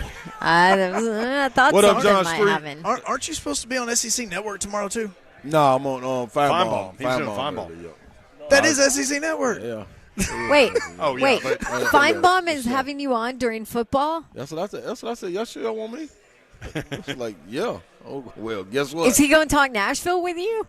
He gonna talk Nashville and the And Vols. Vols? With me. Yeah, I said I'm game. Let's get it. Oh, my gosh. Oh, yeah. I better hear. Oh. What time are you on? 2:15. 2:15 Okay, Central. so we can be sitting here. Yep. I better hear I'm you. gonna be amped up. Okay. I'm gonna be amped all From the way, our table right man, here. I'm telling you, believe me, I'm ready. I got one-liners ready and everything. Oh, man. Lord have I'm telling mercy. you, I'm on them all. Feinbaum ain't going to know what hit him. No roof is involved. Tennessee bringing Joe Milton, Amari Thomas, the defensive lineman, who was great last year, and Jacob Warren, the tight end.